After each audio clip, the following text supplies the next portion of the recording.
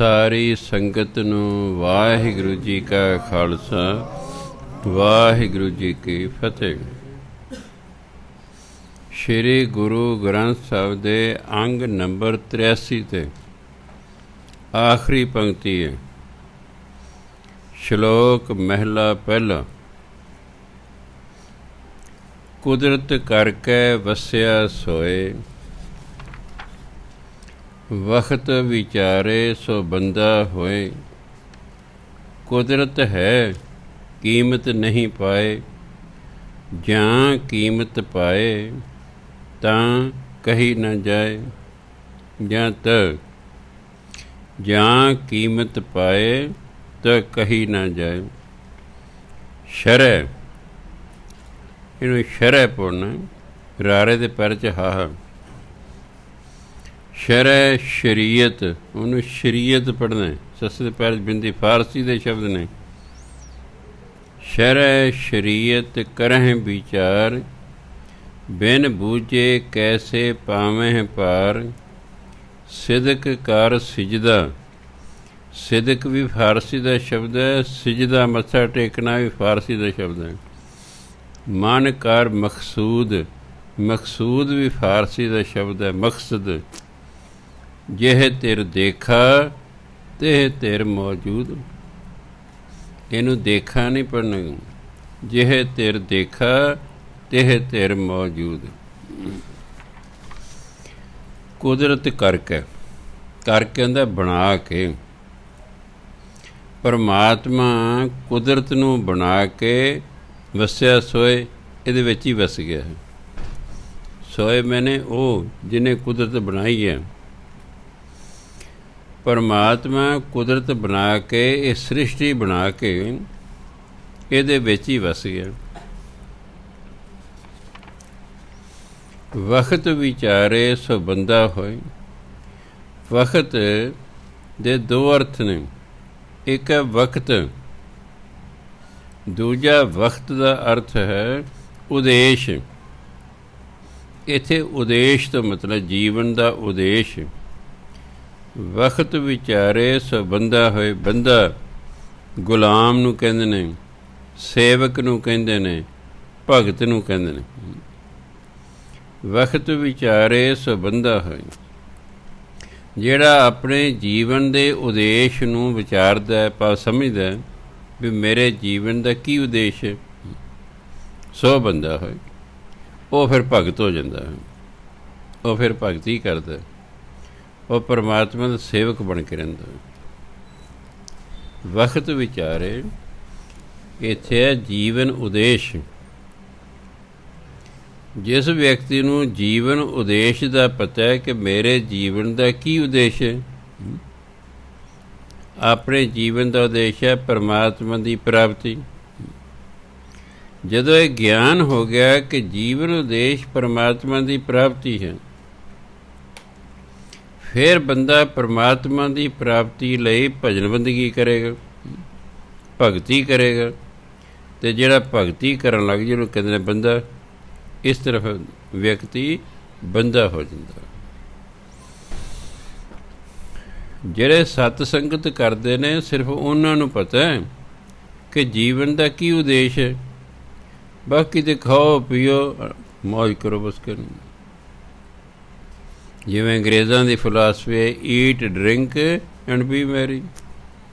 ਖਾਓ ਪੀਓ ਅਤੇ ਮੌਜ ਕਰੋ। ਪਰ ਹਿੰਦੁਸਤਾਨ ਦੇ ਬਹੁਤ ਸਾਰੇ ਲੋਕਾਂ ਨੂੰ ਪਤਾ ਹੈ ਕਿ ਜੀਵਨ ਦਾ ਉਦੇਸ਼ ਕੀ ਹੈ।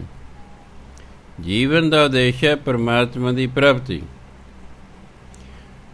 ਫਿਰ ਉਹ ਪੁੱਛਦਾ ਵੀ ਪਰਮਾਤਮਾ ਦੀ ਪ੍ਰਾਪਤੀ ਕਿਵੇਂ ਹੋਏਗੀ।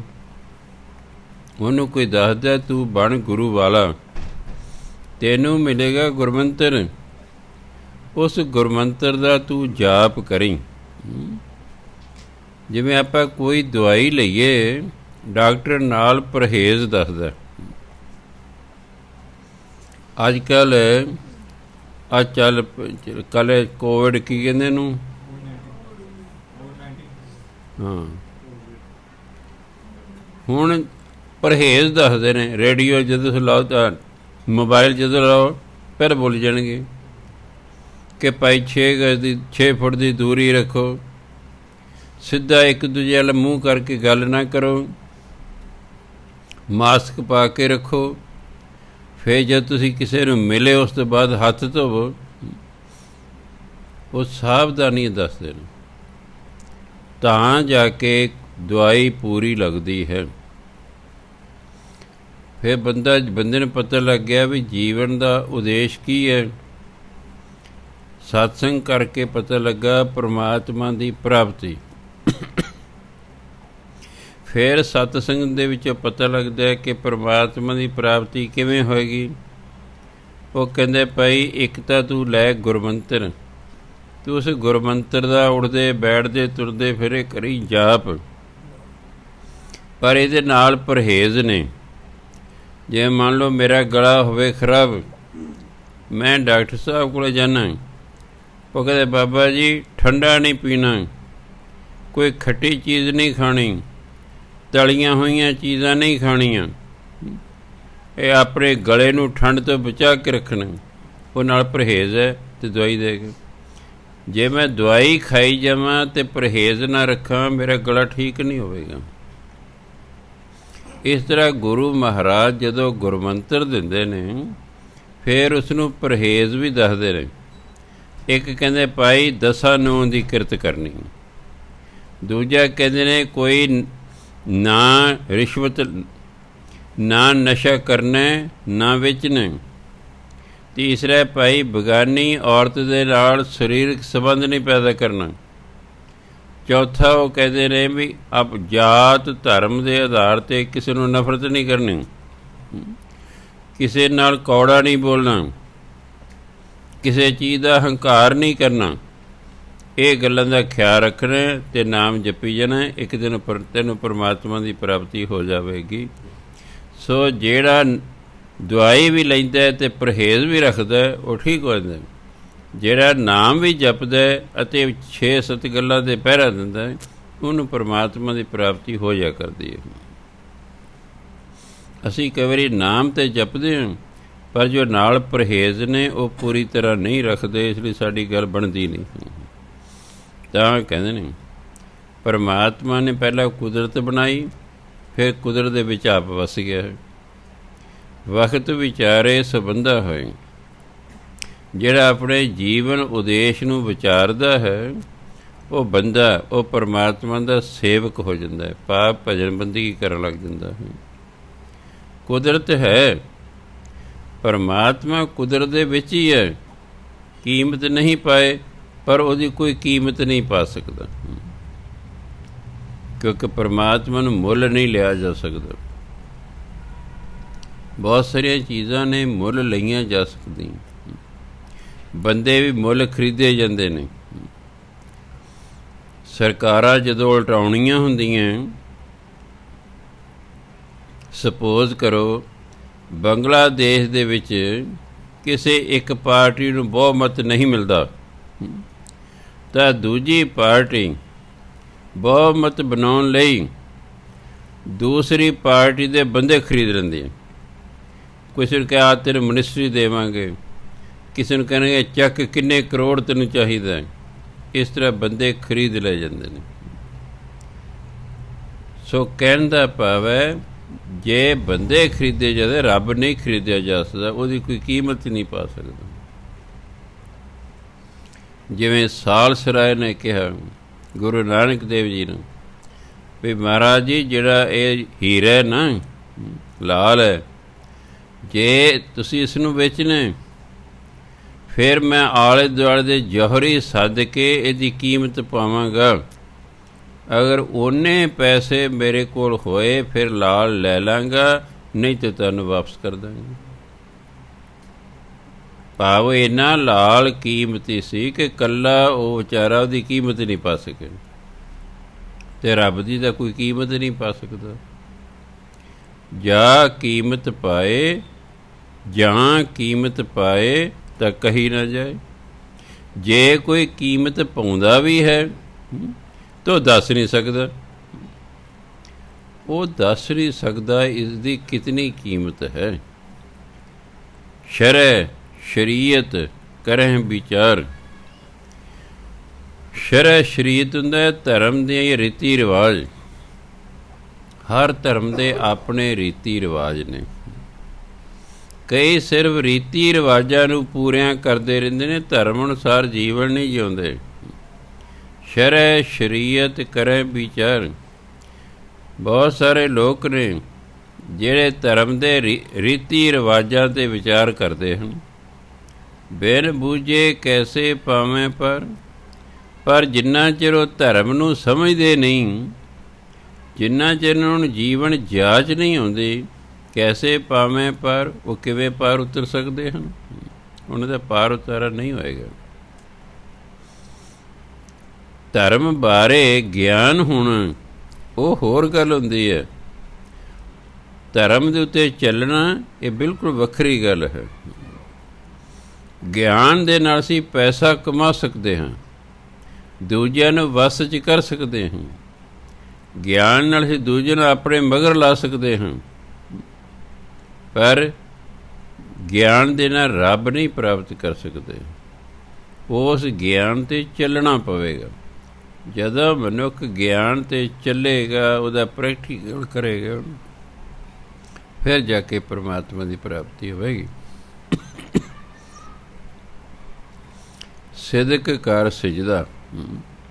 ਸਿਦਕ ਹੁੰਦਾ ਭਰੋਸਾ, ਸਿਜਦਾ ਹੁੰਦਾ ਮੱਥਾ ਟੇਕਣਾ, ਫਾਰਸੀ ਦਾ ਸ਼ਬਦ ਹੈ।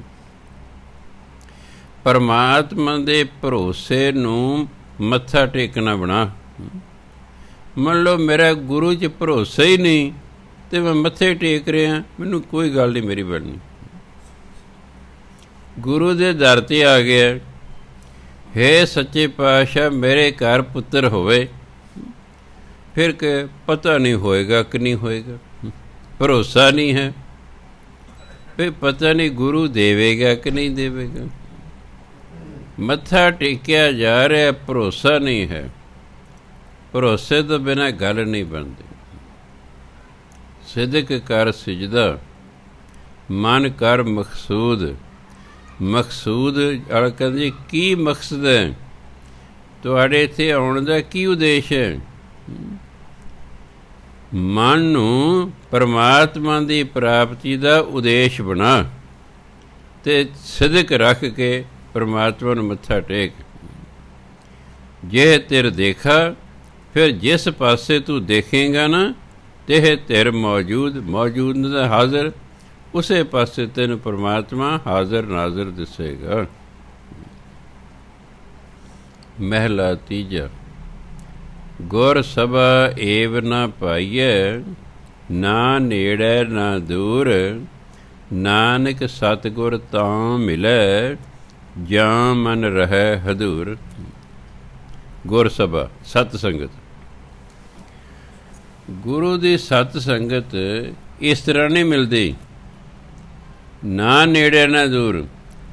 ਗੁਰੂ ਦੇ ਨੇੜੇ ਬਹਿਣ ਨਾਲ ਜਾਂ ਗੁਰੂ ਤੋਂ ਦੂਰ ਬਹਿਣ ਨਾਲ ਸਤ ਸੰਗਤ ਨਹੀਂ ਹੁੰਦੀ। ਮੈਂ ਸਭ ਤੋਂ ਨੇੜੇ ਬੈਠਾ, ਤੁਹਾਡੇ ਸਾਰਿਆਂ ਤੋਂ ਮੈਂ ਗੁਰੂ ਮਹਾਰਾਜ ਦੇ ਸਭ ਤੋਂ ਨੇੜੇ ਬੈਠਾ ਹਾਂ, ਪਰ ਹੋ ਸਕਦਾ ਮੈਂ ਮਨ 'ਚ ਗੁਰੂ ਤੋਂ ਦੂਰ ਹੋਵਾਂ ਅਤੇ ਤੁਸੀਂ ਦੂਰ ਬੈਠੇ ਮਨ 'ਚ ਗੁਰੂ ਦੇ ਨੇੜੇ ਹੋਵੋ। ਗੱਲ ਤਾਂ ਮਨ ਦੀ ਹਾਜ਼ਰੀ ਹੈ। ਗੁਰ ਸਭਾ ਏਵ ਨਾ ਪਾਈਏ, ਨਾ ਨੇੜੇ ਨਾ ਦੂਰ। ਗੁਰੂ ਦੇ ਨੇੜੇ ਬੈਠਣ ਜਾਂ ਗੁਰੂ ਤੋਂ ਦੂਰ ਬੈਠਣ ਨਾਲ ਸਤ ਸੰਗਤ ਨਹੀਂ ਹੁੰਦੀ। ਨਾਨਕ ਸਤਿਗੁਰ ਤਾਂ ਮਿਲੈ, ਜੇ ਜਾਂ ਮਨ ਰਹਿ ਹਦੂਰ। ਹਦੂਰ ਮੇਰੇ ਹਾਜ਼ਰੀ 'ਚ। ਗੁਰੂ ਤਾਂ ਮਿਲਦਾ ਜਦੋਂ ਮਨ ਉਹਦੀ ਹਾਜ਼ਰੀ 'ਚ ਰਹਿੰਦਾ। ਮਨ ਹਾਜ਼ਰ ਨਹੀਂ, ਗੁਰੂ ਬੈਠੇ ਹੈ, ਬੰਦਾ ਵੀ ਸਾਹਮਣੇ ਬੈਠਾ ਹੈ, ਹੋਰ ਵੀ ਸੰਗਤ ਬੈਠੀ ਹੈ, ਮਨ ਹਾਜ਼ਰ ਹੀ ਨਹੀਂ, ਤਾਂ ਉਹਦੀ ਗੁਰੂ ਦੇ ਦਰ 'ਤੇ ਹਾਜ਼ਰੀ ਨਹੀਂ ਲੱਗੇਗੀ। ਮਨ ਦਾ ਹਾਜ਼ਰ ਹੋਣਾ ਜ਼ਰੂਰੀ ਹੈ। ਦਸਵੇਂ ਪਾਤਸ਼ਾਹ ਸਾਰੇ ਜੰਗਾਂ ਯੁੱਧਾਂ ਸਮਾਪਤ ਕਰਕੇ ਦਮਦਮਾ ਸਾਹਿਬ ਆ ਗਏ। ਭਾਈ ਡੱਲੇ ਨੇ ਇੱਥੇ ਉਹਨਾਂ ਨੂੰ ਰੱਖਿਆ, ਸੇਵਾ ਕਰਦਾ। ਕਾਫੀ ਦੇਰ ਗੁਰੂ ਮਹਾਰਾਜ ਇੱਥੇ ਠਹਿਰੇ ਸਨ। ਇੱਕ ਦਿਨ ਪੁਤਲੀਆਂ ਦਾ ਤਮਾਸ਼ਾ ਵਿਖਾਉਣ ਵਾਲਾ ਆ ਗਿਆ। ਉਹਨੇ ਰਾਤ ਨੂੰ ਵਿਖਾਉਣਾ ਸੀ ਤਮਾਸ਼ਾ। ਕੁਝ ਸਿੰਘ ਕਹਿੰਦੇ ਜੀ ਹੁਣ ਤਾਂ ਕੋਈ ਜਾਣ ਨੂੰ ਖਤਰਾ ਨਹੀਂ ਹੈਗਾ, ਆਪਾਂ ਜਿਹੜਾ ਸਰਹੰਦ ਤੋਂ ਬਹੁਤ ਦੂਰ ਆ ਗਏ ਹਾਂ ਅਤੇ ਸਾਨੂੰ ਪੁਤਲੀਆਂ ਦਾ ਤਮਾਸ਼ਾ ਵੇਖਣ ਦੀ ਆਗਿਆ ਦੇ ਦਿਓ। ਗੁਰੂ ਮਹਾਰਾਜ ਕਹਿੰਦੇ ਭਾਈ ਅਜੇ ਖਤਰਾ ਟਲਿਆ ਨਹੀਂ ਹੈਗਾ, ਪਰ ਜੇ ਤੁਸੀਂ ਜ਼ਰੂਰ ਵੇਖਣਾ ਹੈ ਤਾਂ ਦੱਸੋ ਕਿੰਨੇ ਕਿੰਨੇ ਜਾਣੇ। ਅਗਲੇ ਦੱਸੋ ਜੀ ਅਸੀਂ ਫਲਾਣੇ ਫਲਾਣੇ ਨਹੀਂ ਜਾਣੇ। ਕਹੇ ਚਲੇ ਜਾਓ ਭਾਈ। ਉਹ ਤਾਂ ਪੁਤਲੀ ਦਾ ਤਮਾਸ਼ਾ ਵੇਖਣ ਚਲੇ ਗਏ। ਜਿਹੜੇ ਦੂਜੇ ਸਨ ਉਹ ਰਾਤ ਦੇ ਪਹਿਰੇ 'ਤੇ ਖੜ੍ਹ ਗਏ। ਹੁਣ ਤਮਾਸ਼ਾ ਵੇਖ ਰਹੇ ਨੇ ਪੁਤਲੀਆਂ ਦਾ, ਪਰ ਮਨ 'ਚ ਸੋਚ ਰਹੇ ਨੇ ਵੀ ਜੇ ਗੁਰੂ ਮਹਾਰਾਜ 'ਤੇ ਹਮਲਾ ਹੋ ਗਿਆ ਅਸੀਂ ਕੀ ਮੂੰਹ ਵਿਖਾਵਾਂਗੇ। ਅਗਲੇ ਕਹੇਗਾ ਅੱਛਾ ਗੁਰੂ ਦੀ ਜਾਨ ਖਤਰੇ, ਤੁਹਾਨੂੰ ਪੁਤਲੀਆਂ ਦਾ ਤਮਾਸ਼ਾ ਸੁਝਦਾ ਹੈ। ਐ ਮਨ 'ਚ ਸੋਚੀ ਜਾਂਦੇ। ਜਿਹੜੇ ਡਿਊਟੀ 'ਤੇ ਸਨ ਉਹ ਕਦੇ ਕਿੰਨੇ ਇੱਥੇ ਆਉਣੇ, ਆਪਾਂ ਵੇਖ ਹੀ ਆਉਂਦੇ। ਜਿਹੜੇ ਡਿਊਟੀ 'ਤੇ ਸਨ ਉਹਨਾਂ ਦਾ ਮਨ ਪੁਤਲੀਆਂ ਦੇ ਤਮਾਸ਼ੇ 'ਚ ਹੈ, ਅਤੇ ਜਿਹੜੇ ਪੁਤਲੀਆਂ ਦਾ ਤਮਾਸ਼ਾ ਵੇਖ ਰਹੇ ਨੇ ਉਹਨਾਂ ਦਾ ਮਨ ਗੁਰੂ 'ਚ ਹੈ। ਅਗਲੇ ਦਿਨ ਗੁਰੂ ਮਹਾਰਾਜ ਨੇ ਦੋਨੋਂ ਪਾਰਟੀਆਂ ਸੱਦ ਲਈਆਂ ਬਈ ਜਿਹੜੇ ਪੁਤਲੀਆਂ ਦਾ ਤਮਾਸ਼ਾ ਵੇਖਣ ਗਏ ਸੀ ਉਹ ਇੱਧਰ ਬਹਿ ਜਾਓ, ਜਿਨ੍ਹਾਂ ਨੇ ਰਾਤੀ ਡਿਊਟੀ ਸਾਡੇ ਦਿੱਤੀ ਉਹ ਇੱਧਰ ਬਹਿ ਜਾਓ। ਬਹਿ ਗਏ। ਉਹਨਾਂ ਗਿਣ ਲਿਆ ਵੀ ਇੰਨੇ ਬੰਦੇ ਪੁਤਲੀ ਦਾ ਤਮਾਸ਼ਾ ਦੇਖਣ ਗਏ ਸਨ। ਗੁਰੂ ਮਹਾਰਾਜ ਇੱਕ ਸੇਵਕ ਨੂੰ ਕਿਹਾ ਵੀ ਇੰਨੇ ਸਰੋਪੇ ਲੈ ਕੇ ਆ। ਉਹ ਲੈ। ਗੁਰੂ ਮਹਾਰਾਜ ਜਿਹੜੇ ਤਮਾਸ਼ਾ ਵੇ ਸਾਰਿਆਂ ਨੂੰ ਸਰੋਪੇ ਦਿੱਤੇ ਕਿ ਉਹ ਜਿਹੜੇ ਡਿਊਟੀ ਸੀ ਉਹਨਾਂ ਨੂੰ ਕੋਈ ਦਿੱਤਾ ਹੀ ਨਹੀਂ। ਉਹ ਕਹਿੰਦੇ ਮਹਾਰਾਜ ਜੀ ਇਹ ਕਾਹਦਾ ਇਨਸਾਫ ਹੋਇਆ, ਅਸੀਂ ਸਾਰੀ ਰਾਤ ਡਿਊਟੀ ਦਿੰਦੇ ਰਹੇ, ਸਾਨੂੰ ਤੁਸੀਂ ਕੋਈ ਸਰੋਪਾ ਨਹੀਂ ਦਿੱਤਾ। ਇਹ ਜਿਹੜੇ ਪੁਤਲੀਆਂ ਦਾ ਤਮਾਸ਼ਾ ਵੇਖਦੇ ਰਹੇ ਤੁਸੀਂ ਇਹਨਾਂ ਨੂੰ ਸਰੋਪੇ ਦਿੱਤੇ ਨੇ। ਕਹਿੰਦੇ ਭਾਈ ਤੁਹਾਡੀ ਹਜ਼ੂਰੀ ਹੀ ਨਹੀਂ ਸੀ ਇੱਥੇ, ਤੁਹਾਡਾ ਸਰੀਰ ਹਾਜ਼ਰ ਸੀ ਪਰ ਜਿਹੜਾ ਤੁਹਾਡਾ ਧਿਆਨ ਸੀ ਉਹ ਤਾਂ ਪੁਤਲੀਆਂ 'ਚ ਸੀ। ਇਹ ਭਾਵੇਂ ਸਰੀਰਕ ਤੌਰ 'ਤੇ ਹਾਜ਼ਰ ਨਹੀਂ ਸਨ ਪਰ ਇਹਨਾਂ ਦਾ ਧਿਆਨ ਸਾਡੇ ਵੱਲ ਸੀ, ਤਾਂ ਅਸੀਂ ਇਹਨਾਂ ਦਾ ਸਤਿਕਾਰ ਕੀਤਾ। ਸਾਨੂੰ ਮਨ ਦੀ ਹਾਜ਼ਰੀ ਚਾਹੀਦੀ ਹੈ। ਸੋ ਜਿੰਨੀ ਅਸੀਂ ਭਜਨ ਬੰਦਗੀ ਕਰਦੇ ਹਾਂ, ਜੇ ਉੱਥੇ ਮਨ ਹਾਜ਼ਰ ਨਹੀਂ ਨਾ, ਨਹੀਂ ਗੱਲ ਬਣਦੀ। ਭਾਵੇਂ ਥੋੜ੍ਹੀ ਭਜਨ ਬੰਦਗੀ, ਥੋੜ੍ਹਾ ਪਾਠ ਕਰੋ, ਥੋੜ੍ਹੀ ਦੇਰ ਸਿਮਰਨ ਕਰੋ, ਜਿੰਨਾ ਦੇਰ ਵੀ ਕਰੋ ਮਨ ਲਾ ਕੇ ਕਰੋ, ਤਾਂ ਜੋ ਸਾਡੀ ਹਾਜ਼ਰੀ ਗੁਰੂ ਦਰ 'ਤੇ ਲੱਗਦੀ ਰਹੇ, ਜਿੱਥੇ ਬੈਠੇ ਕਿਤੇ ਵੀ ਅਸੀਂ। ਤਾਂ ਗੁਰੂ ਮਹਾਰਾਜ ਕਹਿੰਦੇ ਪੌੜੀ ਸਪਤ ਦੀਪ ਸਪਤ ਸਾਗਰਾ ਨਵਖੰਡ ਚਾਰ ਵੇਦ 10 ਅਸ਼ਟ ਪੁਰਾਣਾ। ਅਸ਼ਟ ਬੋਲਣਾ, ਹਿੰਦੀ ਦਾ ਸ਼ਬਦ ਹੈ 8। ਸਪਤ ਦੀਪ ਸਪਤ ਸਾਗਰਾ ਨਵਖੰਡ 4 ਵੇਦ 10 ਅਸ਼ਟ ਪੁਰਾਣਾ। ਹਰ ਸਭਨਾ ਵਿੱਚ ਤੂੰ ਵਰਤਦਾ, ਹਰ ਸਭਨਾ ਭਾਣਾ। ਸਭ ਤੁਝੇ ਧਿਆਵੇਂ ਜੀ ਜੰਤ, ਹਰ ਸਾਰੰਗ। ਇਹਨੂੰ ਸਾਰੰਗ ਪੜ੍ਹਨਾ, ਰਾਰੇ ਦੀ ਟਿੱਪੀ ਲਾ ਕੇ। ਹਰ ਸਾਰੰਗ ਪਾਣਾ, ਜੋ ਗੁਰਮੁਖ ਹਰ ਅਰਾਧ ਦੇ, ਤਿਨ ਹੋਂ ਕੁਰਬਾਣਾ। ਤੂੰ ਆਪੇ ਆਪ ਵਰਤਦਾ, ਕਰ ਚੋਜ ਵਿਡਾਣਾ। ਪੌੜੀ ਸਪਤ, ਸੱਤ ਨੂੰ ਕਹਿੰਦੇ, ਆਪਾਂ ਸੱਤ ਕਹਿੰਦੇ ਹਾਂ, ਹਿੰਦੀ 'ਚ ਸਾਤ ਵੀ ਕਹਿੰਦੇ ਨੇ ਅਤੇ ਸਪਤ ਵੀ ਕਹਿੰਦੇ ਨੇ। ਸਪਤ ਦੀਪ, ਸੱਤ ਦੀਪ।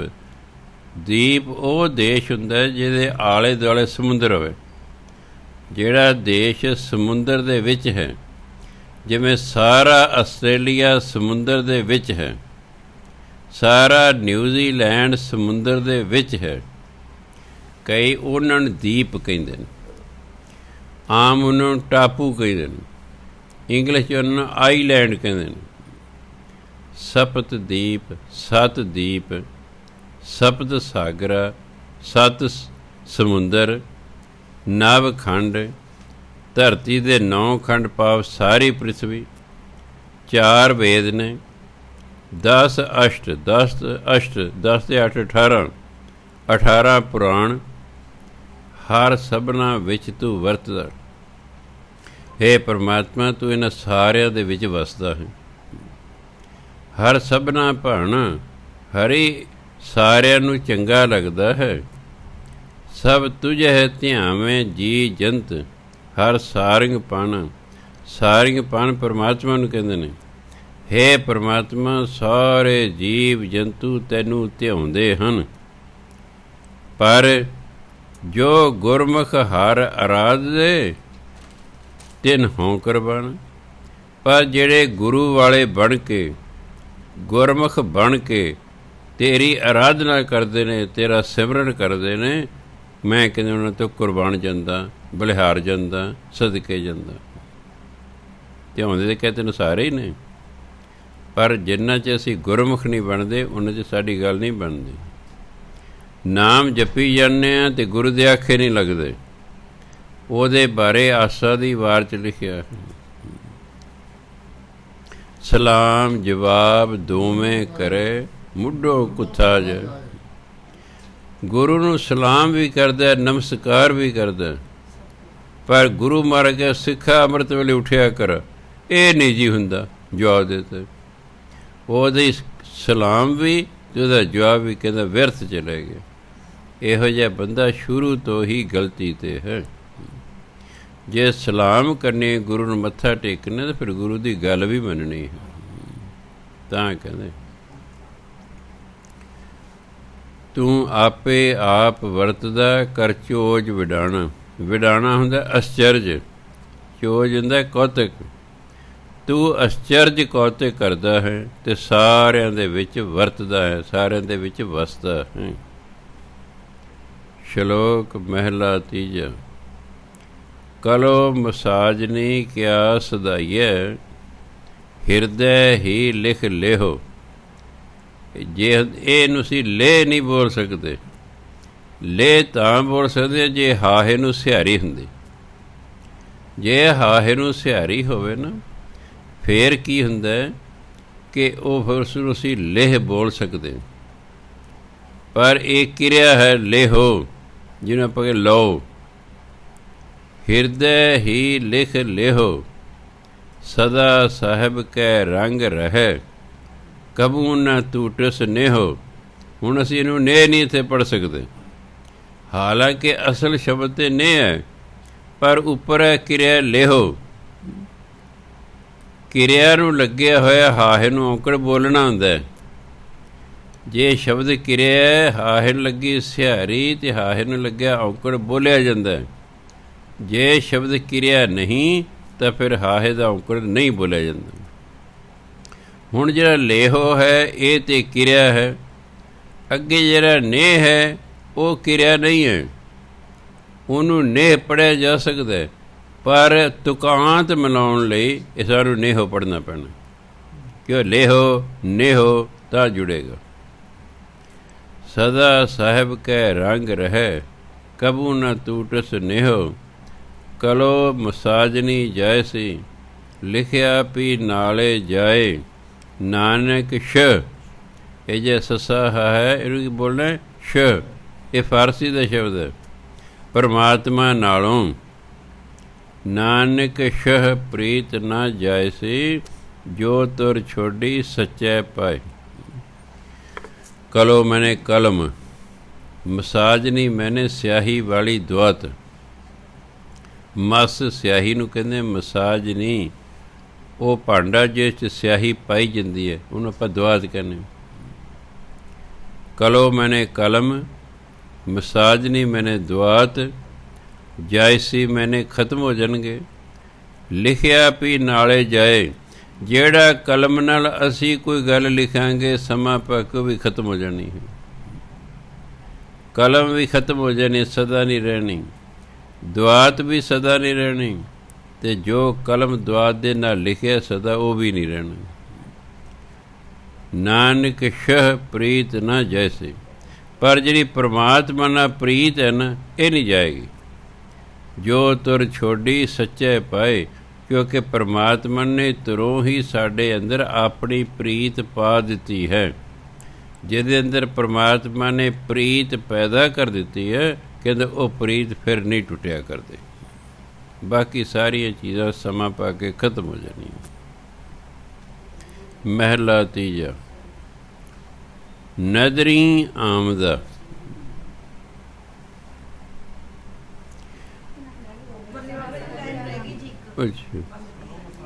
ਅੱਛਾ। ਸ਼ਲੋਕ ਮਹਿਲਾ ਤੀਜਾ। ਕਲੋ ਮਸਾਜਨੀ ਕਿਆ ਸਦਾਈਐ, ਹਿਰਦੈ ਹੀ ਲਿਖ ਲਿਹੋ। ਸਦਾ ਸਾਹਿਬ ਕੈ ਰੰਗ ਰਹਿ, ਕਬੂ ਨ ਟੂਟਸ ਨੇਹੋ। ਕਲੋ ਮਸਾਜਨੀ ਜਾਇਸੀ, ਲਿਖਿਆ ਪੀ ਨਾਲੇ ਜਾਏ। ਨਾਨਕ ਸ਼ਹ ਪ੍ਰੀਤ ਨ ਜੈਸੀ, ਜੋ ਤੁਰ ਛੋਡੀ ਸੱਚੈ ਪਾਏ। ਸ਼ਲੋਕ ਮਹਿਲਾ ਤੀਜਾ। ਤੀਸਰੇ ਪਾਤਸ਼ਾਹ ਫਰਮਾਨ ਕਰਦੇ ਨੇ, ਕਲੋ ਮੈਨੇ ਕਲਮ, ਮਸਾਜਨੀ ਮੈਨੇ ਦੁਆਤ। ਕਲੋ ਮਸਾਜਨੀ ਕਿਆ ਸਦਾਈਏ, ਵੀ ਕਲਮ ਦੁਆਤ ਮੰਗਾਉਣ ਦੀ ਕੀ ਲੋੜ ਹੈ। ਹਿਰਦੈ ਹੀ ਲਿਖ ਲਿਓ, ਜੋ ਤੁਸੀਂ ਕਲਮ ਦੁਆਤ ਦੇ ਨਾਲ ਕਾਗਜ਼ 'ਤੇ ਲਿਖਣਾ ਉਹ ਗੱਲ ਹਿਰਦੇ 'ਚ ਹੀ ਲਿਖ ਲਓ, ਹਿਰਦੇ 'ਚ ਵਸਾ ਲਓ ਬਸ। ਸਦਾ ਸਾਹਿਬ ਕੈ ਰੰਗ ਰਹਿ, ਜਿਹੜਾ ਫਿਰ ਹਿਰਦੇ 'ਚ ਵਸਾ ਲੈਂਦਾ ਨਾ ਉਹ ਸਦਾ ਹੀ ਪਰਮਾਤਮਾ ਦੇ ਪਿਆਰ 'ਚ ਰਹਿੰਦਾ। ਰੰਗ ਪਿਆਰ ਨੂੰ ਕਹਿੰਦਾ, ਉਹ ਸਦਾ ਪਰਮਾਤਮਾ ਦੇ ਪਿਆਰ 'ਚ ਰਹਿੰਦਾ। ਕਬੂ ਨਾ ਟੂਟਸ ਨੇਹ, ਅਤੇ ਉਹਦਾ ਰੱਬ ਨਾਲ ਪਿਆਰ ਕਦੇ ਨਹੀਂ ਟੁੱਟਦਾ। ਕਲੋ ਮਸਾਜਨੀ ਜਾਇਸੀ, ਕਲਮ ਅਤੇ ਦੁਆਤ ਨੇ ਇੱਕ ਦਿਨ ਨਹੀਂ ਰਹਿਣਾ। ਲਿਖਿਆ ਵੀ ਨਾਲੇ ਜਾਏ, ਜਿਹੜਾ ਕਲਮ ਦੁਆਤ ਨਾਲ ਅਸੀਂ ਲਿਖਿਆ ਉਹ ਵੀ ਸਮਾਂ ਪਾ ਕੇ ਖਤਮ ਹੋ ਜਾਣਾ। ਨਾਨਕ ਸ਼ਹ ਪ੍ਰੀਤ ਨ ਜੈਸੀ, ਪਰ ਪਰਮਾਤਮਾ ਨਾਲ ਜਿਹਦਾ ਪਿਆਰ ਪੈ ਜੇ ਉਹ ਨਹੀਂ ਜਾਂਦਾ। ਕਿਉਂ?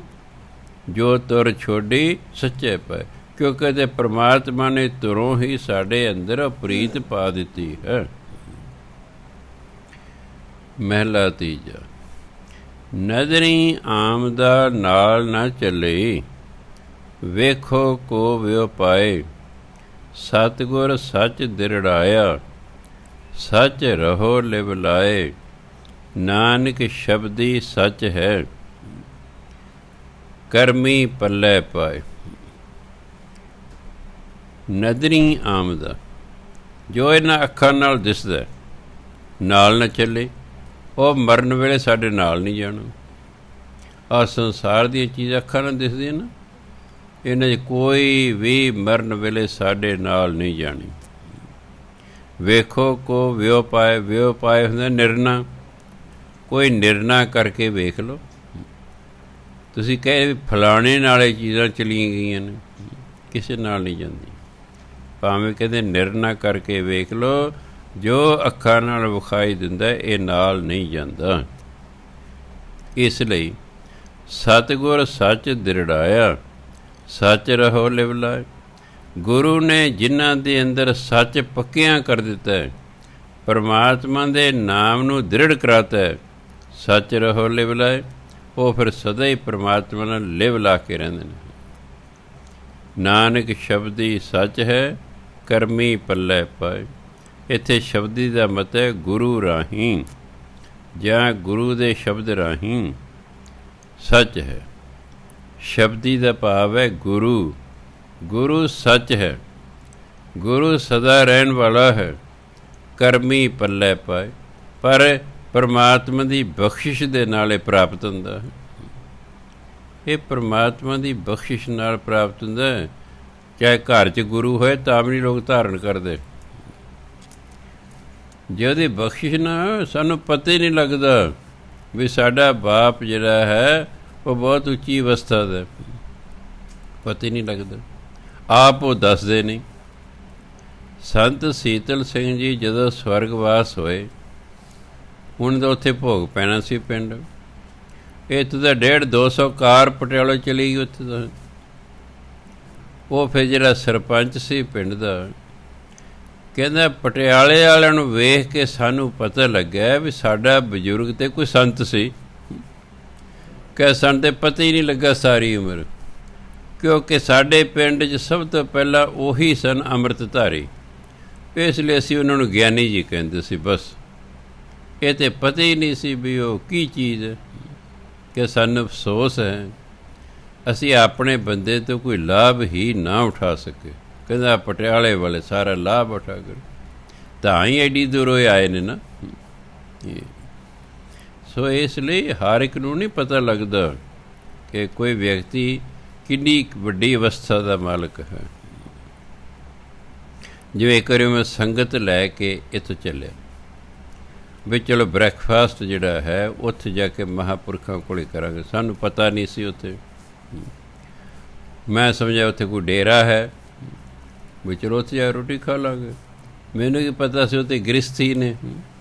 ਜਿਵੇਂ ਕੋਈ ਉਮੀਦ ਲੈ ਕੇ ਆ ਜਾਵੇ ਚਲੋ ਬਾਬਾ ਜੀ ਕੋਲੇ ਚੱਲਦੇ ਹਾਂ, ਲੰਗਰ ਪਾਣੀ ਉੱਥੇ ਛਕ ਲਾਂਗੇ, ਅਤੇ ਇੱਥੇ ਪਤਾ ਆ ਕੇ ਲੱਗੇ ਤੇ ਇਹ ਤਾਂ ਆਪ ਹੀ ਕਿਸੇ ਕੋਲ ਖਾਂਦੇ ਨੇ। ਜਦੋਂ ਅਸੀਂ ਇੱਥੋਂ ਤੁਰੇ, ਉਹਨਾਂ ਆਪਣੀ ਘਰ ਨੇ ਕਿਹਾ ਵੀ 12 ਬੰਦੇ ਭਿੰਡਰ ਸਾਹਿਬ ਨਾਲ ਆ ਰਹੇ ਨੇ, ਉਹਨਾਂ ਇੱਥੇ ਸਵੇਰ ਦਾ ਲੰਗਰ ਛਕਣਾ, ਇਸ ਲਈ ਆਟਾ ਗੁੰਨ ਰੱਖੋ, ਠੀਕ ਹੈ, ਆਲੂ ਉਬਾਲ ਰੱਖੋ, ਅਤੇ ਆਲੂਆਂ ਵਾਲੇ ਪਰੌਂਠੇ ਦਹੀਂ ਆਪਣੇ ਘਰ 'ਚ ਹੈ ਹੀ ਹੈ, ਉਹ ਖਵਾ ਦੇ। ਜਦੋਂ ਅਸੀਂ ਤੁਰੇ ਉਹਨਾਂ ਨੂੰ ਉੱਥੇ ਦਿਸ ਗਿਆ, ਦਿਵ ਦ੍ਰਿਸ਼ਟੀ ਖੁੱਲ੍ਹੀ ਸੀ। ਜਦੋਂ ਅਸੀਂ ਮੁੜੇ ਉਹਨਾਂ ਦੇ ਘਰ ਨੂੰ, ਉਹ ਜਿਹੜਾ ਹੈ ਪੌੜੀਆਂ ਦੇ ਉੱਤੇ ਆ ਕੇ ਖੜ੍ਹੇ ਹੋ ਗਏ ਸਵਾਗਤ ਲਈ। ਉਹਨੇ ਦੇਖ ਲਿਆ ਵੀ ਹਾਂ ਇਹ ਉੱਥੋਂ ਚੱਲ ਪਏ। ਇਹੋ ਜਿਹੇ ਸੰਤ ਮਹਾਤਮਾ ਤਾਂ ਜਾ ਕੇ ਕੋਈ ਗੱਲ ਬਣਦੀ ਹੈ। ਢੋਲਕੀਆਂ ਛਾਣੇ ਵਜਾਉਣਾ ਹੋਰ ਗੱਲ ਹੁੰਦੀ ਹੈ, ਕਥਾ ਵਾਰਤਾ ਕਰਨੀ ਹੋਰ ਗੱਲ ਹੁੰਦੀ ਹੈ, ਪਰ ਕਿਤੇ ਪਹੁੰਚੇ ਹੋਏ ਹੋਣਾ ਉਹ ਹੋਰ ਗੱਲ ਹੁੰਦੀ ਹੈ। ਮੇਰੀ ਗੁੱਡ ਲੱਕ ਰਹੀ ਹੈ ਕਿ ਮੈਨੂੰ 2-3 ਸੰਤਾਂ ਦੀ ਸੰਗਤ ਮਿਲੀ ਹੈ ਜਿਹੜੇ ਬਹੁਤ ਉੱਚੀ ਅਵਸਥਾ ਦੇ ਸਨ। ਸਭ ਤੋਂ ਪਹਿਲਾਂ ਟਾਂਡਾ ਉੜਮਣ ਵਾਲੇ ਸੰਤ ਬਲਵੰਤ ਸਿੰਘ ਜੀ, ਉਹ ਹਾਲਾਂਕਿ ਜਨਮ ਤੋਂ ਹੀ ਅੰਨੇ ਸਨ। ਸਿੱਖ ਧਰਮ ਦੇ ਵਿੱਚ ਜਿਹੜਾ ਜਨਮ ਤੋਂ ਅੰਨਾ ਹੋਵੇ ਨਾ, ਉਹਨੂੰ ਸੂਰਮਾ ਸਿੰਘ ਕਹਿੰਦੇ ਆ, ਸਤਿਕਾਰ ਵਜੋਂ, ਅੰਨਾ ਨਹੀਂ ਕਹਿੰਦੇ, ਸੂਰਮਾ ਸਿੰਘ। ਲਓ ਜੀ, ਮੈਂ ਉਹ ਸਾਡੇ ਜਿੱਥੇ ਮੈਂ ਸਰਵਿਸ ਕਰਦਾ ਸੀ, ਨਾਲ ਦੇ ਪਿੰਡ ਦੇ ਵਿੱਚ ਉਹਨਾਂ ਦੇ ਦੀਵਾਨ ਲੱਗੇ ਸਨ। ਜਿਨ੍ਹਾਂ ਦੇ ਘਰ ਉਹ ਠਹਿਰੇ ਸਨ, ਉਹਨਾਂ ਦੀ ਲੜਕੀ ਸਾਡੇ ਸਕੂਲ 'ਚ ਪੜ੍ਹਦੀ ਸੀ। ਉਹ ਮੈਨੂੰ ਕਹਿੰਦੇ, ਸਰ ਜੀ ਮਹਾਂਪੁਰਖ ਸਾਡੇ ਘਰ ਠਹਿਰੇ ਹੋਏ ਨੇ, ਜੇ ਤੁਸੀਂ ਦਰਸ਼ਨ ਕਰਨੇ ਆ। ਮੈਂ ਭਾਈ ਛੁੱਟੀ ਤੋਂ ਬਾਅਦ ਚਲੇ ਚੱਲਾਂਗੇ। ਚਲੋ ਮੇਰੇ ਕੋਲ ਵੀ ਸਾਈਕਲ ਸੀ, ਉਸ ਗੁੱਡੀ ਕੋਲ ਸੀ, ਅਸੀਂ ਸਾਈਕਲਾਂ 'ਤੇ ਚਲੇ ਗਏ। 3-4 ਬੰਦੇ ਮੇਰੇ ਤੋਂ ਪਹਿਲਾਂ ਸਨ ਮਿਲਣ ਵਾਲੇ। ਜਦ ਮੇਰੀ ਵਾਰੀ ਆਈ, ਮੈਂ ਉਹਨਾਂ ਨੂੰ ਮੱਥਾ ਟੇਕਿਆ। ਕਹਿੰਦੇ ਆਓ ਜੀ ਪੰਡਿਤ ਜੀ। ਮੈਂ ਬੜਾ ਹੈਰਾਨ ਹੋਇਆ ਵੀ ਮੈਂ ਤਾਂ ਉੱਤੋਂ ਦੀ ਕਿਰਪਾਨ ਪਾ ਰੱਖੀ ਹੈ, ਇਹ ਮੈਨੂੰ ਪੰਡਿਤ ਜੀ ਕਹਿੰਦੇ ਨੇ। ਚਲੋ ਮੈਂ ਕੁਛ ਨਹੀਂ ਬੋਲਿਆ, ਹਾਲ ਚਾਲ ਪੁੱਛਿਆ, ਕੀ ਕਰਦੇ ਹੋ, ਕਿੱਥੇ ਲੱਗੇ ਹੋਏ ਹੋ। ਮੈਂ ਜੀ ਆ ਗੁੱਡੀ ਨੇ ਮੈਨੂੰ ਦੱਸਿਆ ਸੀ ਨੇੜੇ ਹੀ ਲੱਗਿਆ ਹੋਇਆ। ਅਗਲੇ ਦਿਨ ਕੁਦਰਤੀ ਉਹ ਇਕੱਲੇ ਹੀ ਸਨ, ਮਨਾ ਪਰਿਵਾਰ ਦੇ ਜੀ ਸਨ। ਮਿਲਣ ਨਾਲ ਕੁੜੀ ਮੈਂ ਚਲਿਆ ਗਿਆ। ਜਿੱਦੇ ਫਿਰ ਜਦੋਂ ਮੱਥਾ ਟੇਕਿਆ, ਕਹਿੰਦੇ ਆਓ ਜੀ ਪੰਡਿਤ ਜੀ। ਮੈਂ ਚੱਲ ਹੁਣ ਕੋਈ ਨਹੀਂ, ਮੈਂ ਪੁੱਛਦਾ। ਮੈਂ ਬਾਬਾ ਜੀ ਮੈਂ ਤਾਂ ਅੰਮ੍ਰਿਤਧਾਰੀ ਹਾਂ, ਤੁਸੀਂ ਮੈਨੂੰ 2 ਦਿਨ ਹੋ ਗਏ ਪੰਡਿਤ ਕਹਿੰਦੇ। ਕਹਿੰਦੇ ਭਾਈ ਅਸੀਂ ਤੇਰਾ ਪਿਛਲਾ ਜਨਮ ਦੇਖਿਆ ਤਾਂ ਤੈਨੂੰ ਪੰਡਿਤ ਕਿਹਾ। ਮੈਂ ਜੀ ਤੁਸੀਂ ਕੀ ਦੇਖਿਆ? ਕਹਿੰਦੇ ਤੂੰ ਕਸ਼ਮੀਰ ਦੇ ਵਿੱਚ ਸ਼ਿਵ ਜੀ ਦਾ ਮੰਦਰ ਹੈ, ਤੂੰ ਉਸ ਦਾ ਪੁਜਾਰੀ ਰਹੇ। ਅਸੀਂ ਦੇਖ, ਫਿਰ ਪੰਡਿਤ ਹੀ ਹੁੰਦੇ ਨਾ ਮੰਦਰ ਦੇ ਪੁਜਾਰੀ, ਤਾਂ ਅਸੀਂ ਤੈਨੂੰ ਕਿਹਾ ਆਓ ਜੀ ਪੰਡਿਤ ਜੀ। ਚਲੋ ਮੈਂ ਦੇਖਿਆ ਮੂਡ 'ਚ ਨੇ, ਅਤੇ ਮੈਂ ਕਿਹਾ ਜੀ ਫਿਰ ਐਤਕੀ ਕੀ ਕਰਨਾ? ਕਹਿੰਦੇ ਐਤਕੀ ਵੀ ਉਹੀ ਕੁਛ ਹੀ ਕਰਨਾ। ਅਤੇ ਆ ਦੇਖੋ ਹੁਣ ਹੋ ਗਿਆ ਨਾ ਪੁਜਾਰੀ, ਹੋ ਗਿਆ ਪੁਜਾਰੀ। ਫਿਰ ਮੈਂ ਉਹਨੂੰ ਪੁੱਛਣ ਲੱਗ ਗਿਆ, ਮੇਰੀ ਆਦਤ ਹੈ ਹੌਲੀ ਹੌਲੀ ਜਾਈ ਜਾਓ। ਮੈਂ ਉਹਨਾਂ ਦੇ ਉੱਥੇ ਟਾਂਡਾ ਉਡਮੁੱਡ ਵੀ ਜਾਂਦਾ ਰਿਹਾ। ਫਿਰ ਮੈਂ ਦੇਖਿਆ ਵੀ ਹੁਣ ਬੰਦੇ ਘੱਟ ਨੇ। ਮੈਂ ਬਾਬਾ ਜੀ ਮੈਂ ਇੱਕ ਗੱਲ ਪੁੱਛਣੀ। ਕਹਿੰਦੇ ਪੁੱਛੋ ਭਾਈ। ਮੈਂ ਜੀ ਤੁਸੀਂ ਸੰਤ ਕਿਵੇਂ ਬਣੇ?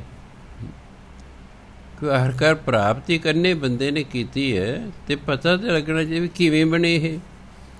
ਕਹਿੰਦੇ ਭਾਈ ਮੈਂ ਜਨਮ ਤੋਂ ਅੰਨਾ, ਤੇ ਮੇਰੇ ਮਾਂ ਪਿਓ ਨੇ ਸੋਚਿਆ ਵੀ ਐਵੇਂ ਮੰਗਤਾ ਬਣ ਜਾਏਗਾ, ਇਹਨੂੰ ਕੀਰਤਨ ਸਿਖਾ ਦਿੰਦੇ। ਜਿਹੜਾ ਗੁਰਦੇ ਦਾ ਭਾਈ ਸੀ ਉਹ ਬਹੁਤ ਹੀ ਵਧੀਆ ਇਨਸਾਨ ਸੀ ਅਤੇ ਯੋਗ ਸੀ। ਉਹਨੇ ਮੈਨੂੰ ਕੀਰਤਨ ਸਿਖਾਉਣਾ ਸ਼ੁਰੂ ਕਰਤਾ। ਕਹਿੰਦੇ